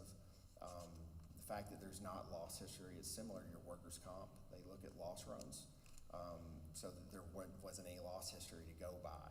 So, but they were able to look at, we work with Scott County, Fayette County, Franklin, Jessamine, Mercer, and Anderson, all your neighboring districts, so we were able to work off that formula quite a bit. So you're saying you do have other quotes, they just didn't make it into your presentation package Yes, because there was such a huge discrepancy or difference in the price. So if we needed to document that, we can document that, And and the that RFQ should be able to that count for the quotes. we answered the RFQ as well that showed all the different carriers that we went to. What you just described is what I understand to be most districts' experience, that when they put out the request for student accident insurance, you're the only responder. You never know. It seems to be nearly ubiquitous, no matter what part of the state. We're, where we work with so many different schools, the carriers contact us to be their representative. Student accident insurance is a niche business. It's not like your property where you might have 1 or 2 claims per year. We're going to be dealing with maybe 80, 100, 120 claims per year. You need to be committed. So the fact that we are the people that are committed to student accident insurance, carriers do come to us, so many times we are the people that have the most quotes. I think it seems like a very good investment. I mean, obviously medical bills are something that's daunting for some of our families with income constraints, and $60,000 for coverage for roughly 4,000 students seems like a good number. I'm not sure where everyone else stands. How long is the quote good for? So most of our districts are a 7/1 effective date. So could we? You could let me, if you wanted to wait, yes, as long as we had an idea, maybe, because you're a new district, there's gonna be implementation and people that we'd wanna talk to. So if you gave us 30 days, that would be completely fine. But yes, most policies start on 7/1 and run for a year. So this is something we would revisit if we decided to go with one of these policies. This is something we would revisit every year, like Yes. for the next school year. Yes. Okay. We get our renewal prices in January, February. So in that time, I'll have all the quotes and we can sit down together, go over the different proposals, the different plan designs, and something that we would choose from, similar to what you do with your property liability and workers' comp. And then would you be able to provide us feedback to see how many families actually, utilized and took advantage of the service? That's great, yes. So we utilize something that's called an extra point report. So that allows us to capture where the claims are coming from, whether it's PE, recess, basketball. We might see that it'll be easier with you all where there's not, like Fayette County, there's so many different schools. Right. But there might be a soccer coach that's pushing too hard. We saw so many claims after COVID where they just rushed the kids into things that they weren't ready for. That was actually one of the worst claims years that we ever had. Even though it was a truncated season or abbreviated season, it was still the worst claims that we had ever seen just because, but we'll be able to identify that. We'll be able to say, hey, Woodford County soccer program's running a little hot. What can we do to reduce that exposure? And how is that passed along to the school?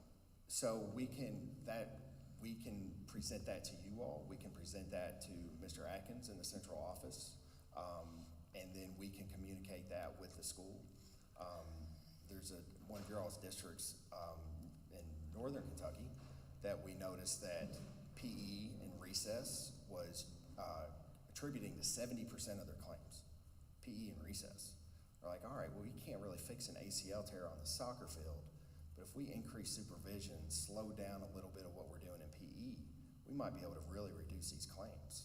And they did that, and their claims have gone down, and we've been able to offer a decrease every year just from being able to see where the claims are coming from and addressing that with the school. So if we were to wait until our meeting next month and have a little time, that would not give you enough time, then our meeting is on the 20th. We'll work with you. That's fine.